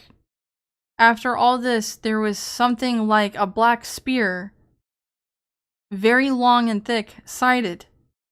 The shaft pointed to the east, the point pointed west. Whatever such sign means, God alone knows. Although we have seen, shortly one after another, many kinds of signs on the heaven, which are sent to us by the Almighty God to bring us to repentance, we still are, unfortunately, so ungrateful that we despise such high signs and miracles of God, or so we speak at them with ridicule and discard them to the wind, in order that God may send us a frightening punishment on account of our ungratefulness. After all, the God-fearing will by no means discard these signs, but will take it to heart as a warning of their merciful Father in heaven, will mend their lives and faithfully beg God that he may not avert his wrath, including the well-deserved punishment, on us, so that we may temporarily here and perpetually there live as his children. For it may God grant us his help. Amen. By Hans Glaser, letter painting by Nuremberg. So what do you think of that? Okay, this does sound like space erotica. The balls and the shafts are fighting, guys. Let's see, interpreted religiously at the time, more recently some have considered the event an early sighting of extraterrestrial beings. The witnessing of some kind of alien spaceship battle occurring in the Bavarian skies. Although one perhaps shouldn't entirely rule out such a far-fetched interpretation, it is more likely that what the good people of Nuremberg witnessed that morning and subsequently elaborated upon was a natural meteorological phenomenon, possibly sundogs, or, to give them their scientific term, parhelia. Another interesting idea relates to the fact that a year earlier, Vinocio Boranguccio or something like that published De La Europe's first book on metallurgy. I actually don't know what that is. Which contained several chapters on the preparation and use of rockets in warfare and festivals. Could this Italian book have made its way to the hands of a Nuremberg resident keen to try out the firework recipe it included? The mysterious event in Nuremberg and its description in Glaser's broadsheet would go largely unmentioned until the 12th century, when it appeared in Carl Jung's 1958 work, Flying Saucers, a Modern Myth of Things Seen in the Sky! Yay! Carl Jung mentioned! Okay. But yeah, I'm gonna leave you with that, you guys. It is very late for me. I did have like a couple things of like abductees who are just straight up lying about what happened to them, but it is like late for me, and I do have to go to bed soon-ish, so we'll just cut it off there. Maybe if we do another alien video, I could talk about that. I also ranted like way too much about like sexuality and the occult, not together, separate things. My sexuality and the occult. But anyway, you guys, I am so beyond happy that you have let me entertain you for 3 hours. I also would have let down that the UFO files were just literally nothing. They were just literally nothing, but all a great distraction from something else. Which is probably to get the media to talk more about that than the conflict in Iran. I don't know, that's just what I think. But please come hang out with me tomorrow. We're going to be finishing the On the Shortness of Life by Seneca, which is a very beautiful book. I have been enjoying reading it, and I've been kind of like purposely stalling it out so I can be able to talk about it with you guys more and just hang out with you guys more, reading some beautiful Stoic works. Okay. But tomorrow night we're going to be finishing the book, and I'm going to be surprising you with a book that I actually chose that was a viewer suggested book. Okay. But thank you guys all so much for being here and for all the love and support that you've given me. I'm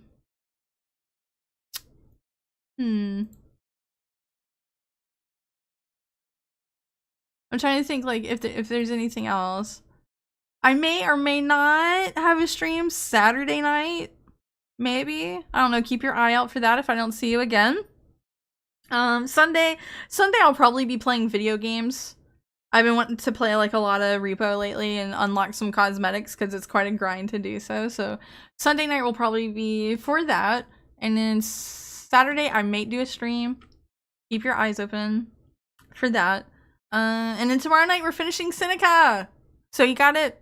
You got it. I hope you're gonna be there. Okay. I hope you're gonna be there. Please be there. But I'm sorry we didn't finish everything tonight and that 3 hours just goes by too fast.